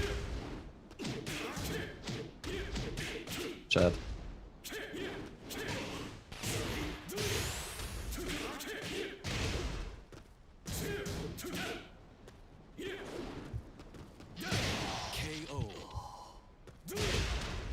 Yeah, and the only way you're gonna reach GOD7 is by actually labbing all those matchups. You need to be consistent reaching that rank. Oh yeah, that's I-15, not I-14, I'm stupid.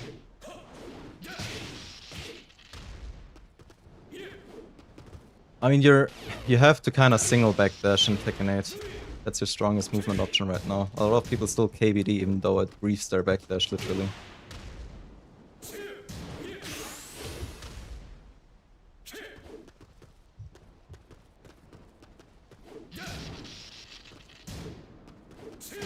KO. Round 3. Fight. Oh, trust me, Tekken 7 had plenty high combo damage, depending on what character you played.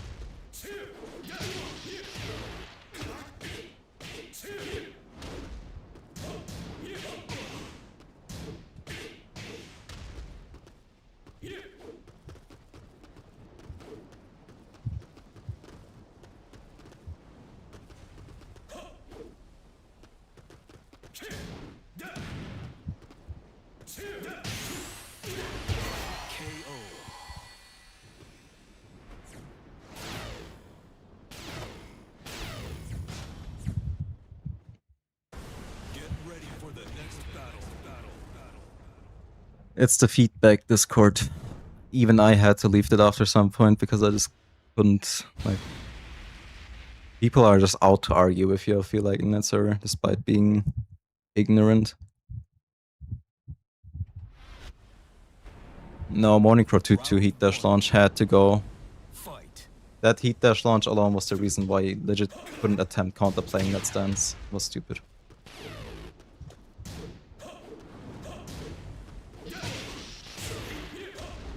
Oh, my bad, yo.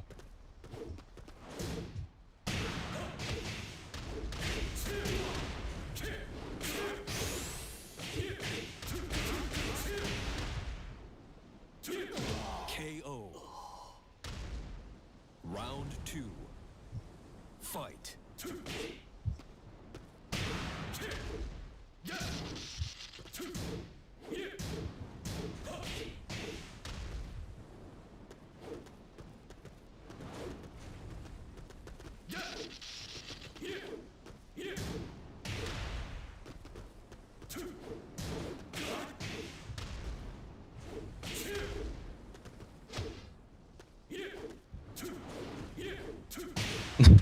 I fucked up my electric.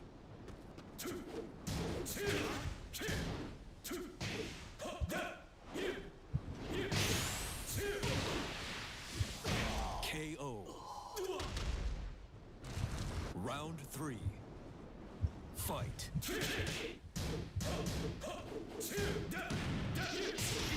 I got cooked.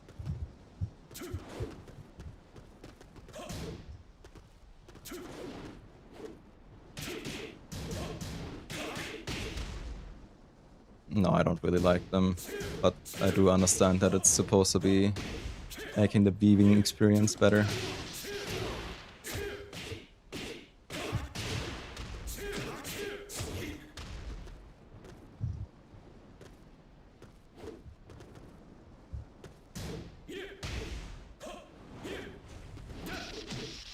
Okay, that's smart.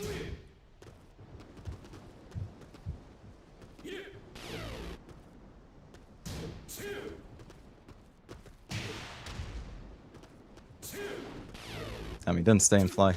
Crazy.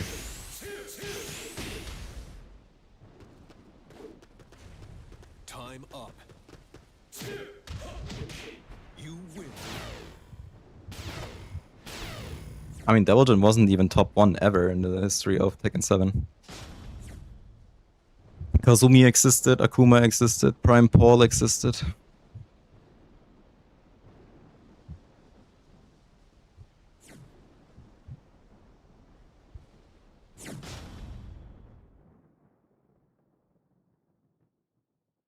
Still, Kazumi was a thing pre-nerf.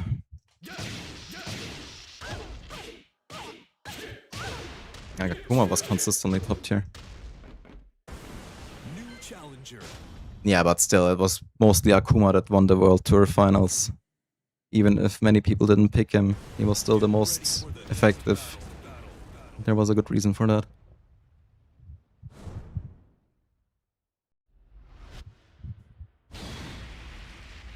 El Matador! Actually sick character, man.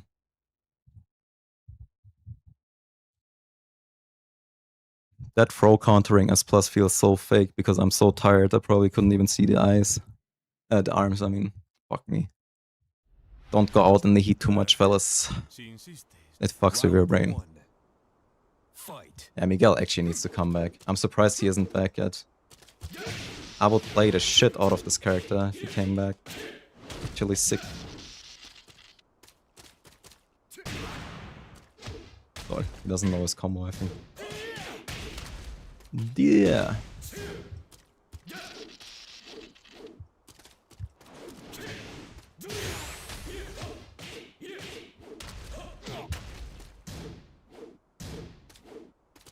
Rage drive incoming. Oh, mind. Sick punish. Round 2. Fight. Yeah. Yeah. Well, that worked.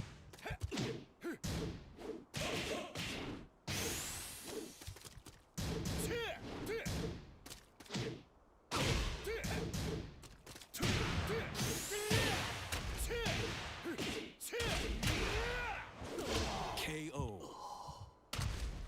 Round 3. Fight.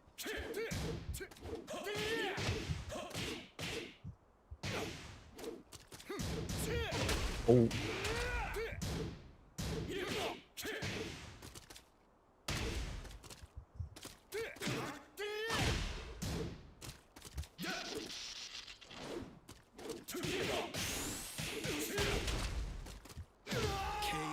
Miguel's KO animation was so funny. Fight. I also don't miss Magic Force, yet Lee still has a very functional one. With very little risk for some reason. I don't know why.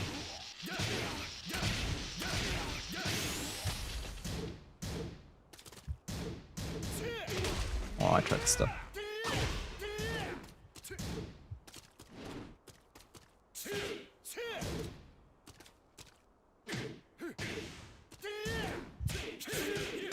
KO.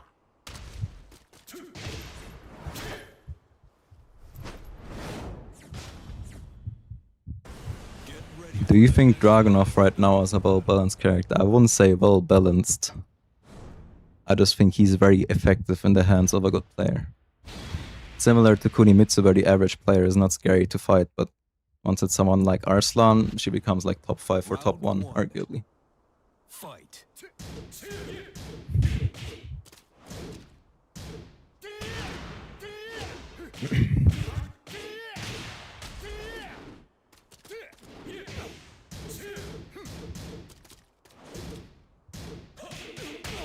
It's -9 after that. Oops, that was my downfall one.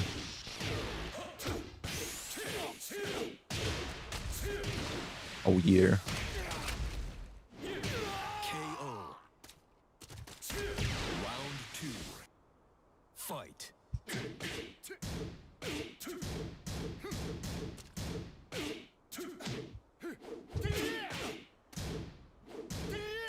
Ableton's down for 2 was so strong, man.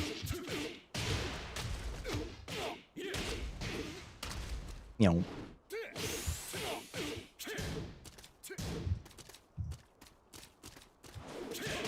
KO. Round 3. Fight. Oh my god, he beat my ass.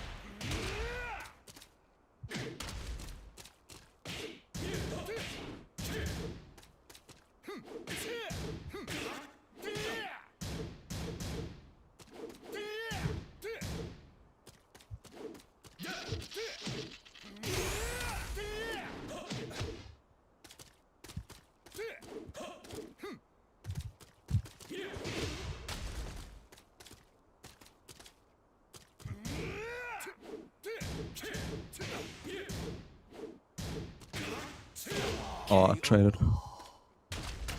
Round 4. Fight.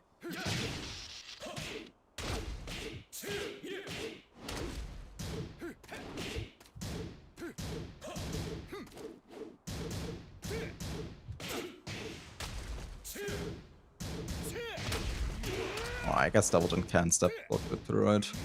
That was a Noctis privilege, I assume.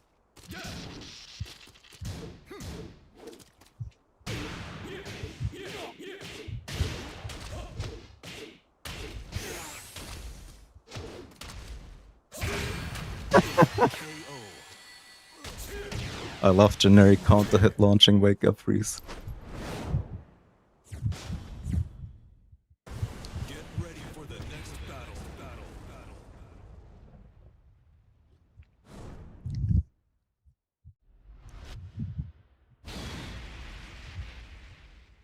You just make the wake up freeze -11, so everyone universally gets a small punish at least. Fight. Oh, I could have used the Sabaki to fuck me.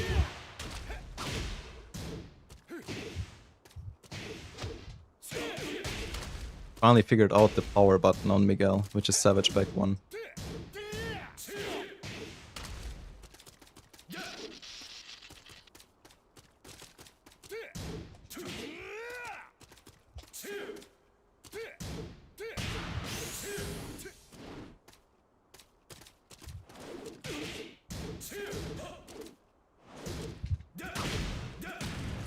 Oh, fucking do it again. Heal. Round 2. Fight.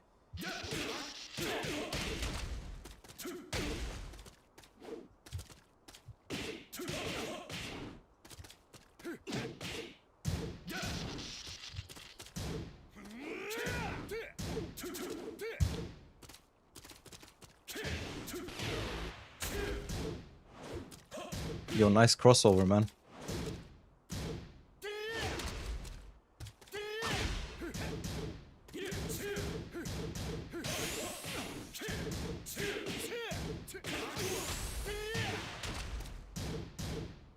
KO. Round 3. Fight.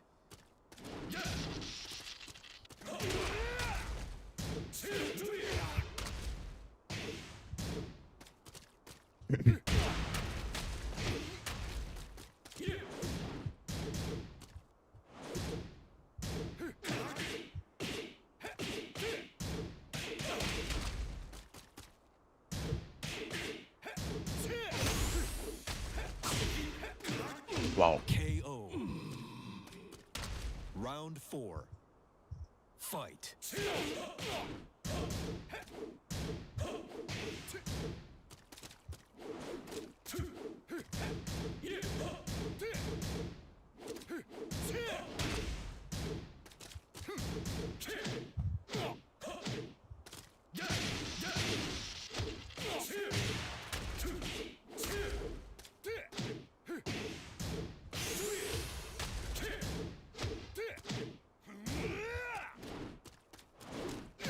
KO.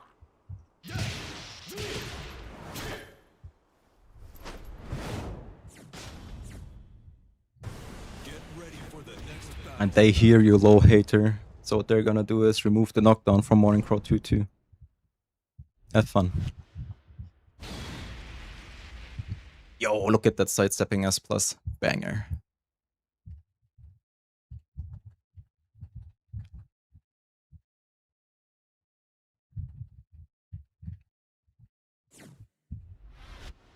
Round 1. Fight.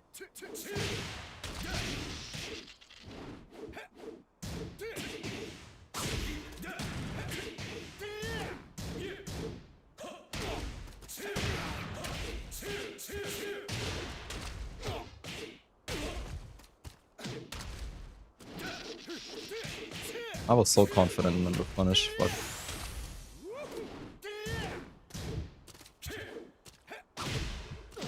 I really did it again. Round 2. Fight.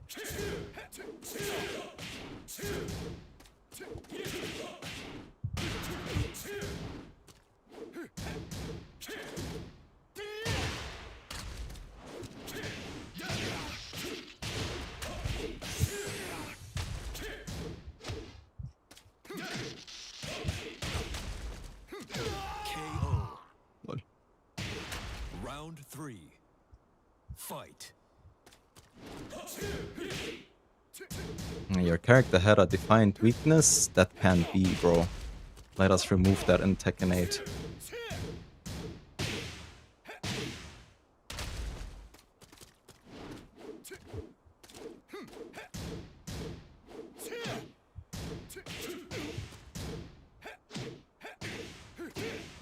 I really hate this move, you know.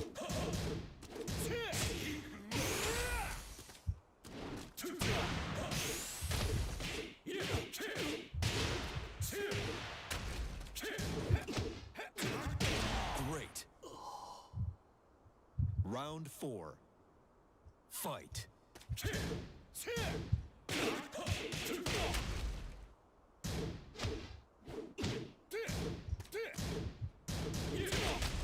Kinda forgot which side I have to step Miguel's voicing for. I think it was side to right.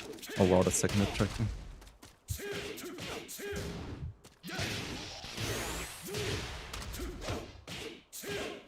That didn't work. KO. Final round. Fight.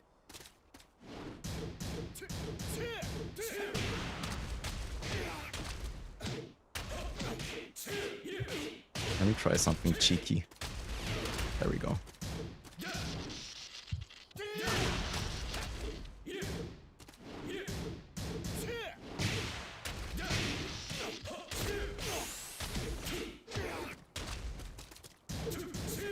Boink. Was a launcher in this game.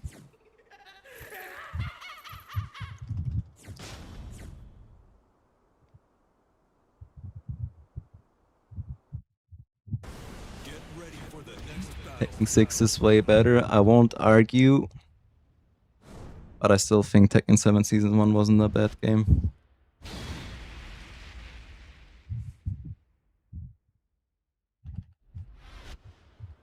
Round 1. Fight.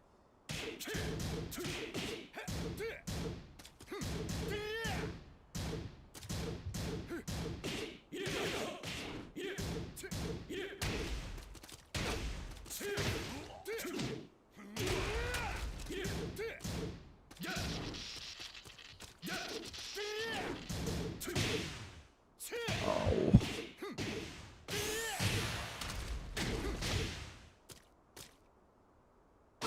KO. Didn't know that actually it's ground. I was hoping he would do that, but I Round forgot. 2. Crazy. Fight. Nice. Yo, sick. Crazy, I really didn't know that it still hit grounded.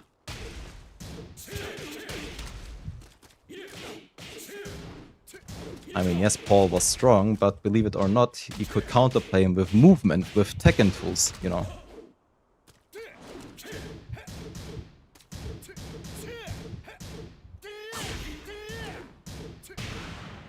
Oh, yeah, one time I don't press the follow-up.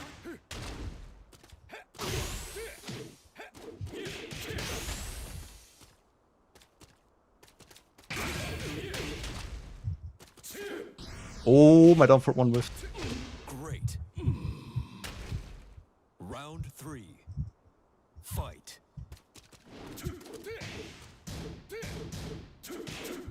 Lol.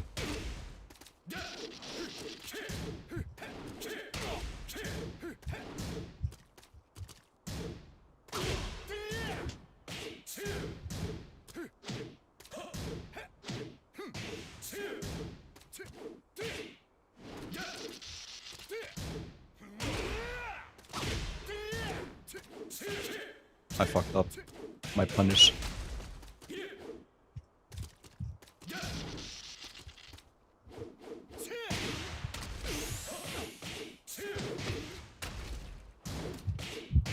KO. Round 4. Fight. Overall game, I don't care about Devilgen himself necessarily. I think Devilgen in Tekken 7 was very boring.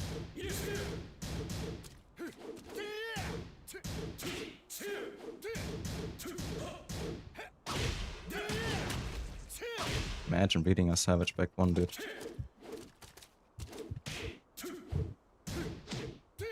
I stepped that.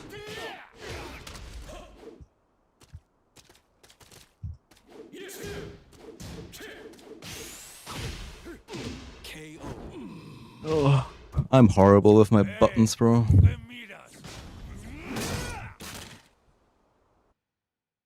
I also forgot which side I stepped Miguel's wasting for too. I have sides of right in mind, but I'm not sure if it's correct.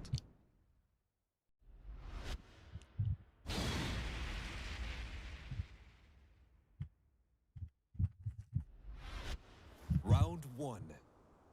Fight.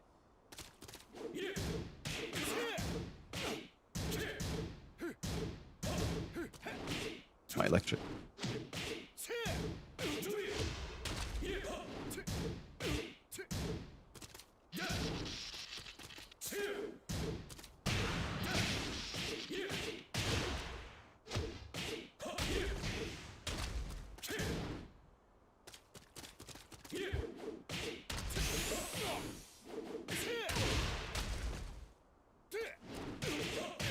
KO. In that jab. Round two. Fight.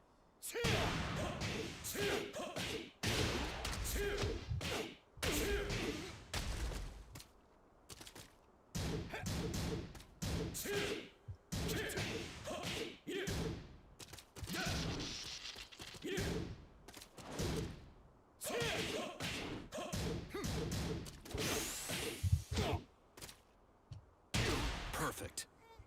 I didn't try any mods now. Fight.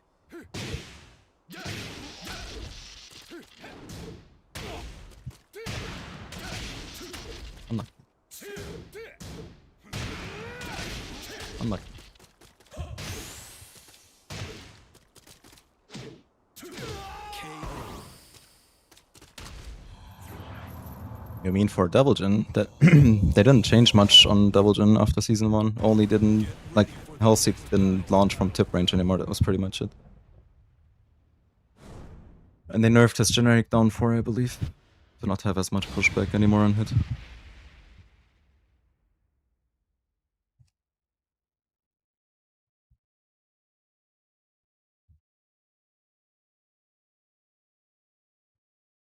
No, I was just saying that because someone mentioned Paul was top tier, and he was, no argument against it, but still. It wasn't like he couldn't counterplay the character with movement, because he still relied on very fundamental tools like down for 1.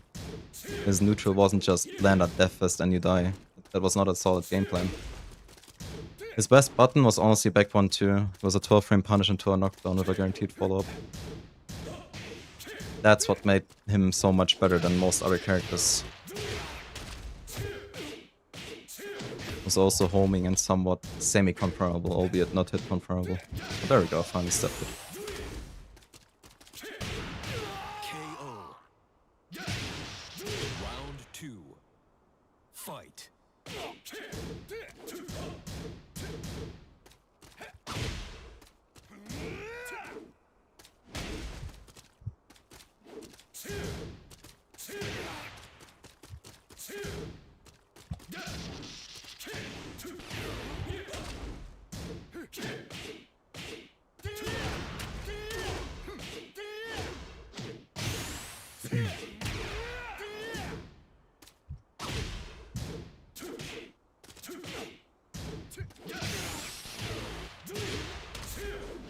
Oh, that doesn't work. Great. Round three. Fight.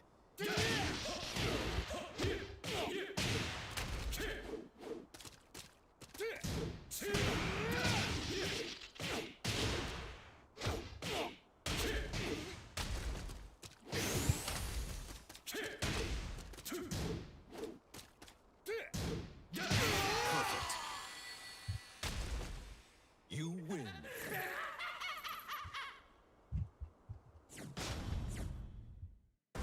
Get ready for the That's next 4-4, 3+4. They removed it because it was useless.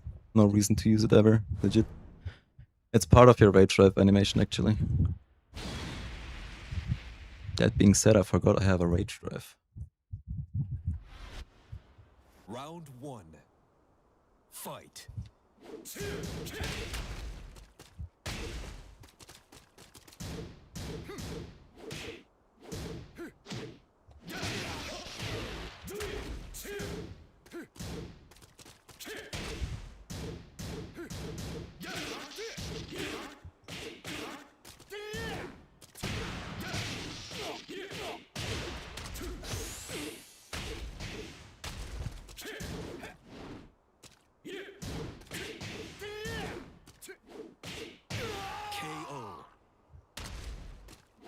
Round 2.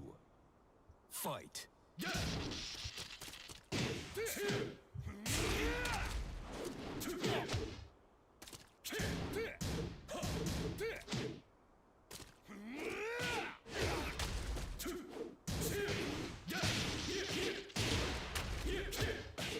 Oops.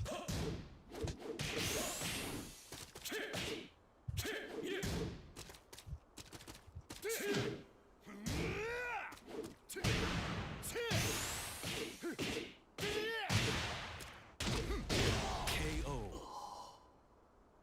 Round 3. Fight. Wow, I didn't even know it wasn't purple if you delayed. Today I learned.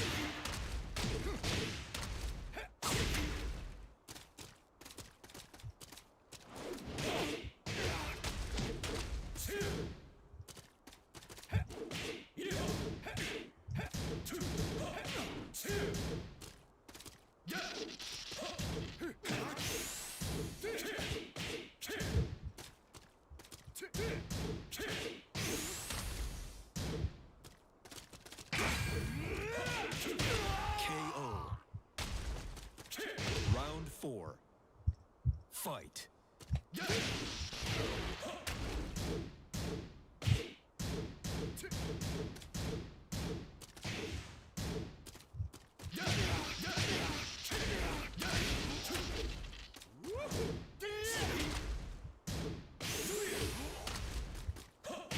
KO.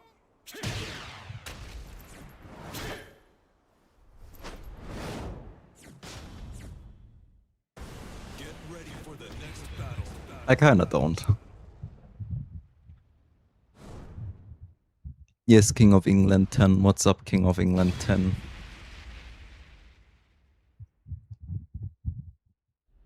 It depends on what character you play. Round 1. You played Miguel, Dragunov, Noctis of the males, and a few other exceptions, then yes. If you played Deviljin, who was a literal tank, likely no.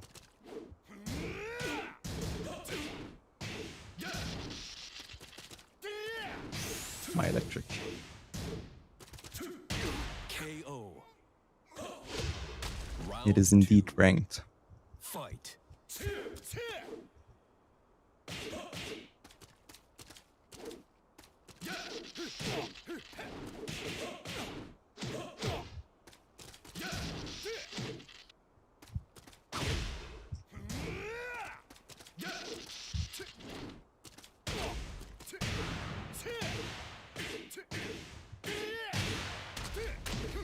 Yes, it started giving. That's why I'm saying Tekken 7 Season 1, in my opinion, wasn't a bad game necessarily.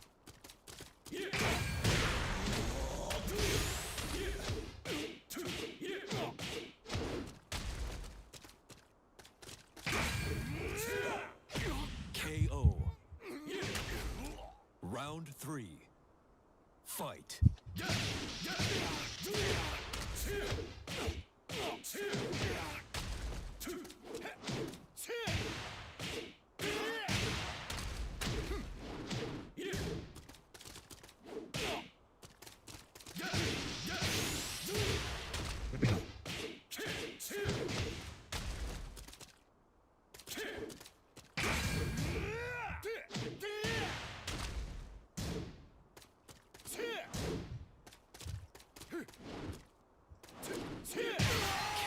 He tried it.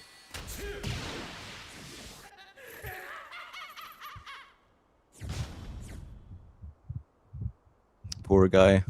Zephy was one of my most fought players, or like one of the people I trained the most with in this game, so I'm very comfortable in this matchup.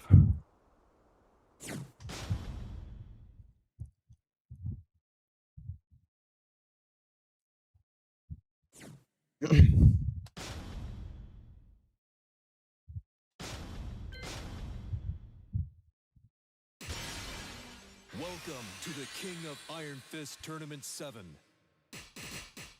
Yes, feel free to snipe. Noctis Lucis Kylum. I'm not playing for much longer though. I am super tired from having been outside.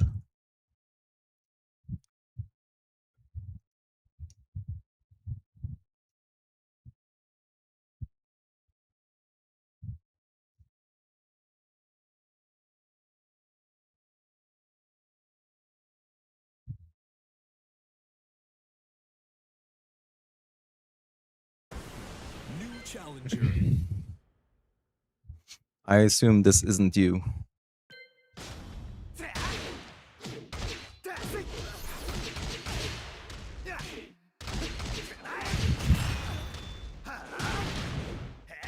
Yeah, unironically, I also played way more sub-characters in this game. And Tekken 8 is just Devil Jin at this point. No interest whatsoever in others.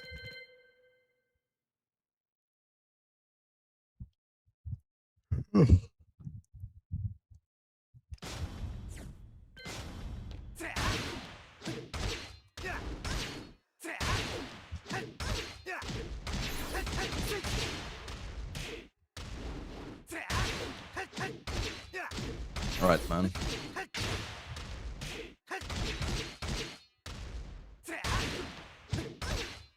I see.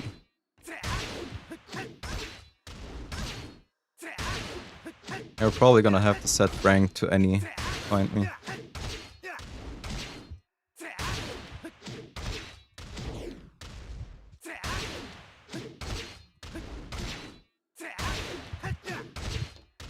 Yo, I see. Hope you had a nice stream.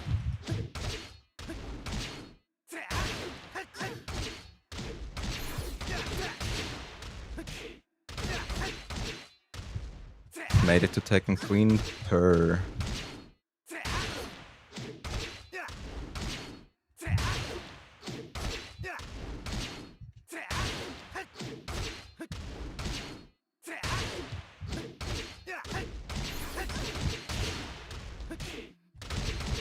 Actually, my queue might be bugged. .hack. Oh, he accepted the Wi-Fi. I'll restart regardless. The queue, I mean. Hello, Melodet. I am doing fine. I've just been in the heat too much, I think.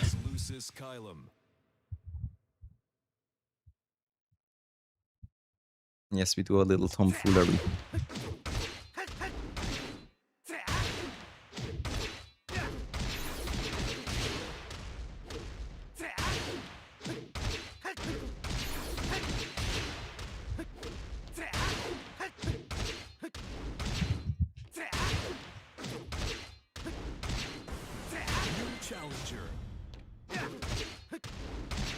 I'm just exhausted, I think. It's thankfully that's not a big issue to have.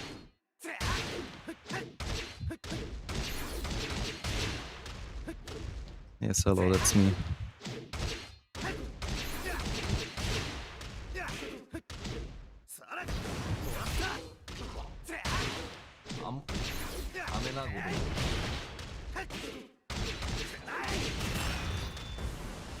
Is that you, .hack?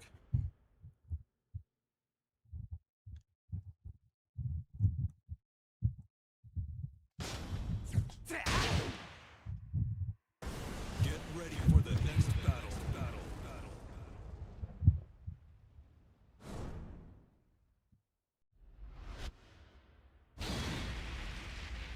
I got baited. Crazy. How did my aggressiveness stat go up? Where's Negan? Not today. I'll just one and done this and we can try again, .hack.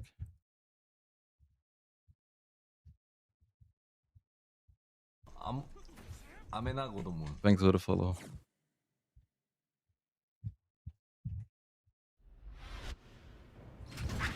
Round 1. Fight.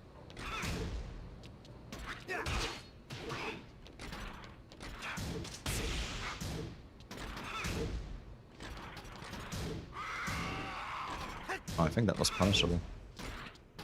I forgot.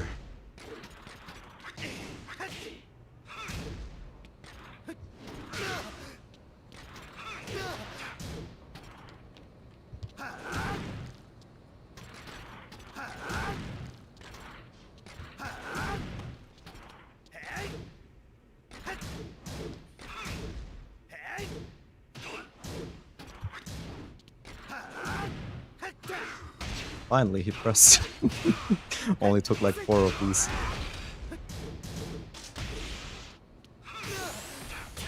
Oh, that kills. Round 2. Fight.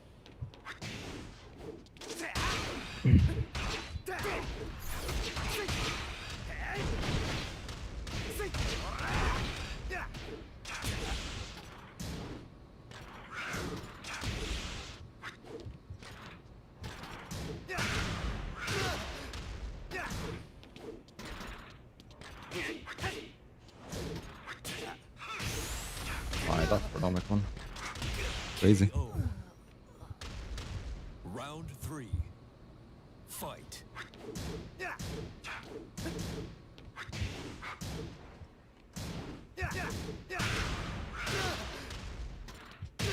Oh.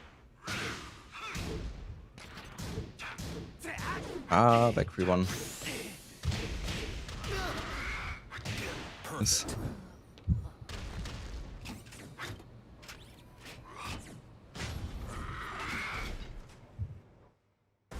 Get ready for the next battle.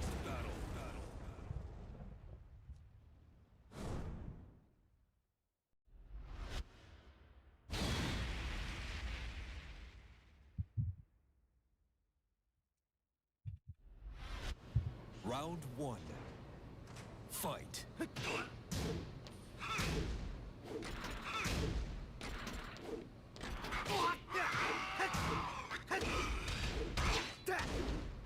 Oh wow, that broke. Easy.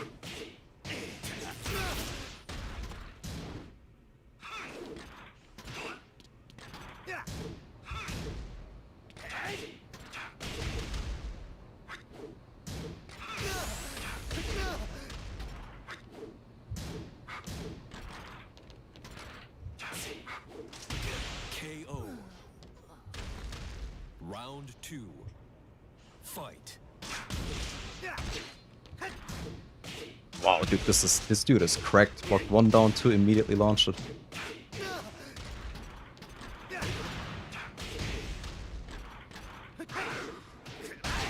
Oops, I forgot my combos.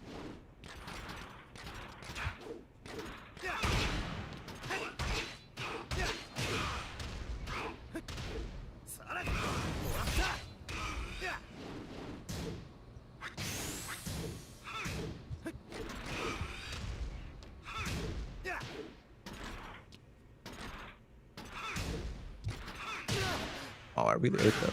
KO. Round 3. Fight.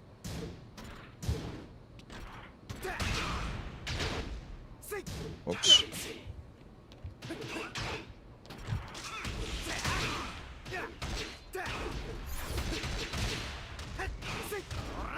Oh, that's good. KO.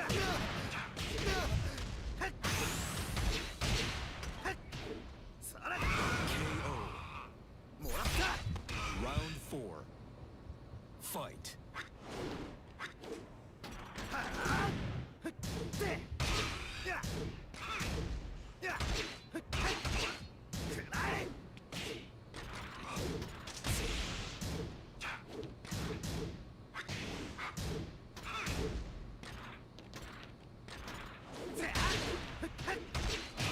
You have a good one.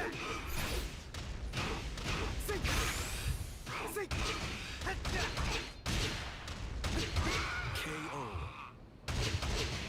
Final round. Fight.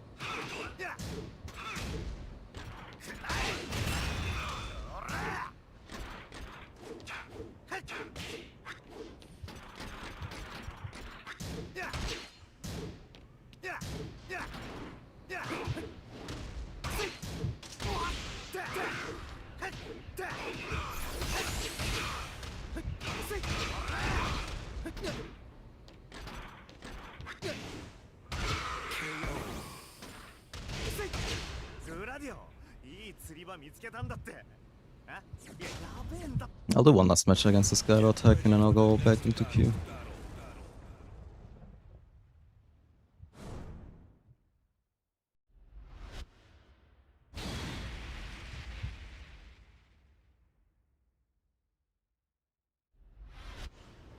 Round one. Fight.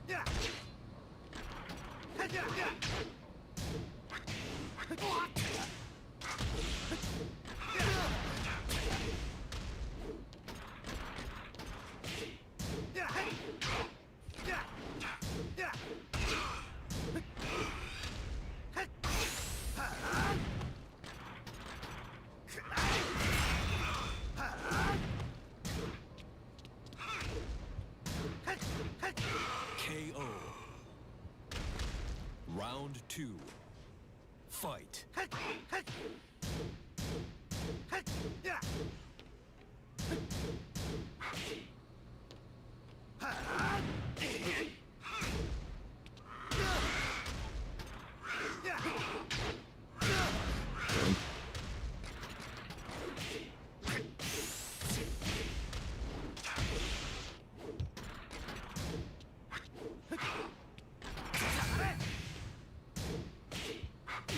KO. Round three. Fight.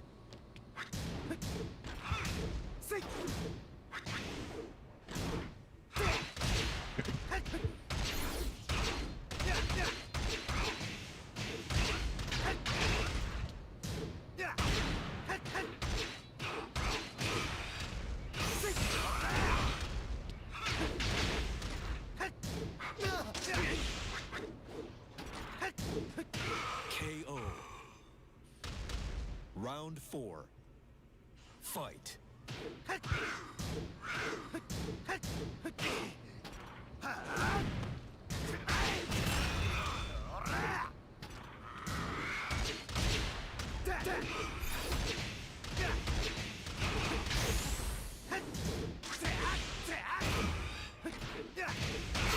KO. これどこにでもあるんだな。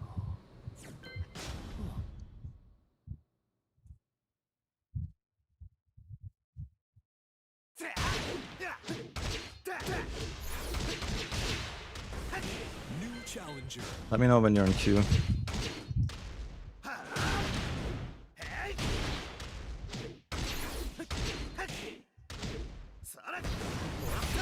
New challenger.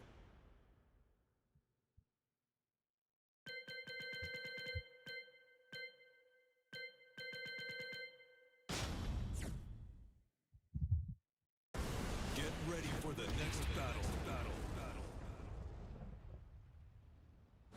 My Snook is so oiled up because Tekken 7 had very ugly sweat textures. Oh, this isn't you, is it? Let me just play one match and I'll hop back into queue.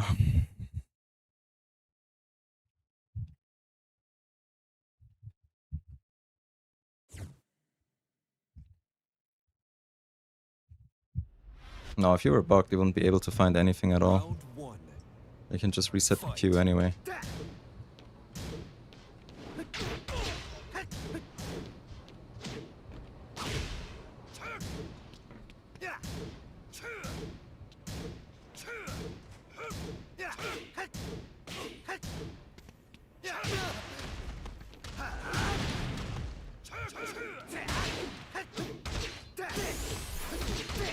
No, that's Brian.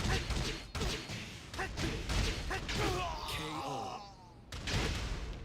Round two. Fight.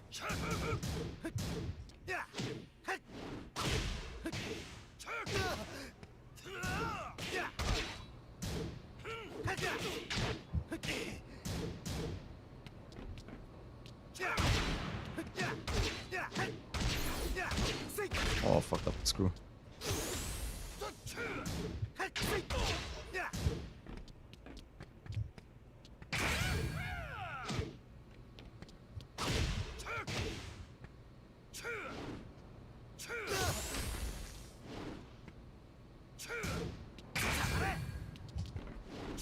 KO. Round three. Fight.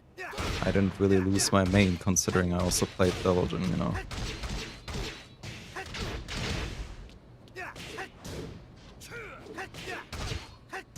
How's the heat wave? Horrible, bro. I hope it passes soon.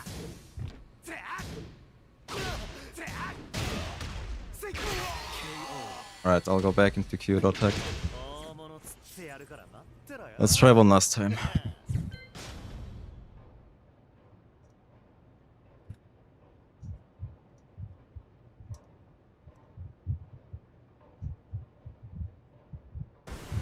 New challenger.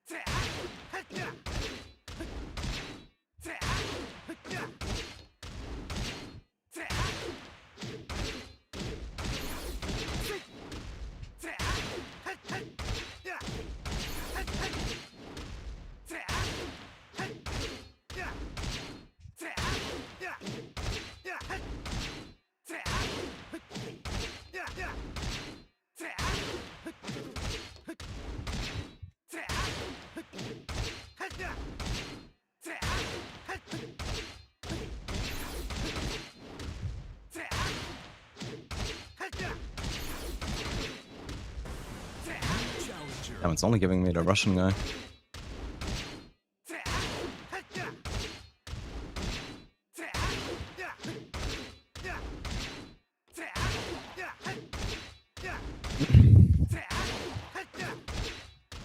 That was also the most satisfying one to hit, honestly.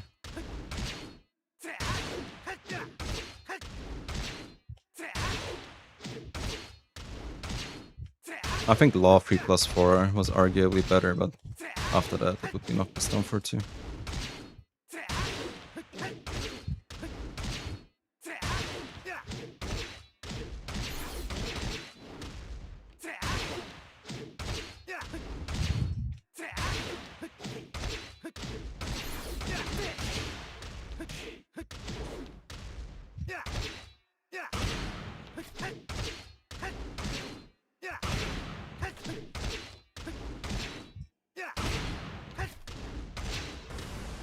Challenger. You're getting cucked by the Russian guy, that's funny.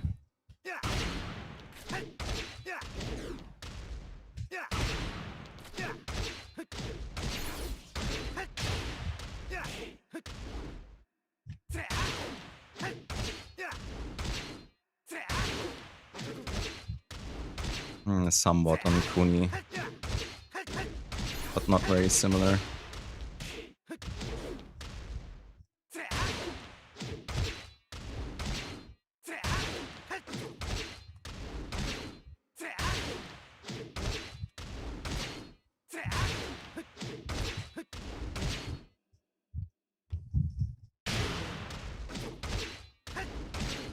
Alright, man.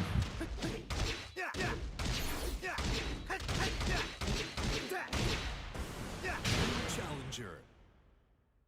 Her back 1+2 is pretty reminiscent of his old back 2. Get ready for the next battle.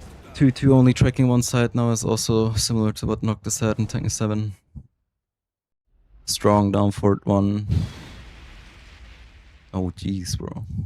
Poor guy, it's like one of his first ranked matches.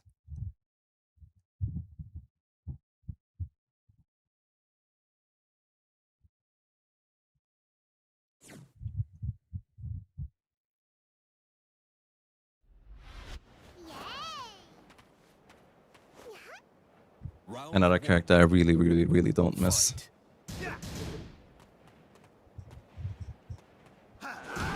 I think Fyodor doesn't know where his buttons are. And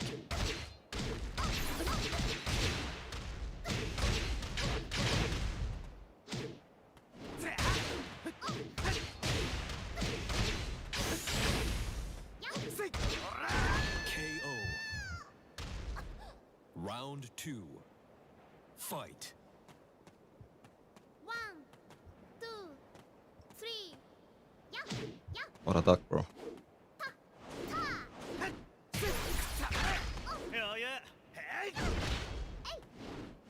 double, double, yeah,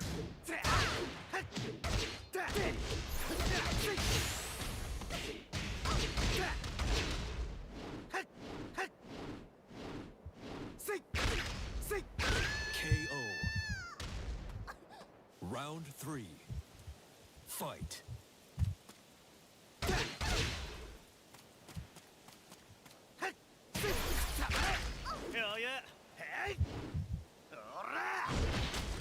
Homie just picked up Tekken 7 on the summer sale, bro. Yo, what's this game like? What's poppin'? First finger flag is a Noctis, probably. Yo, geez, he actually fucked me.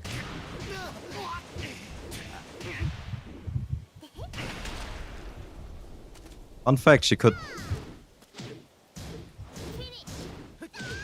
press like a rhythm game during that Raychard to get much more damage. A 1 HP Raychard could do like 90 to 100 damage on her, and only her. Anyway. Was a more chill stream today because I was exhausted from the heat. I will now proceed to raid someone.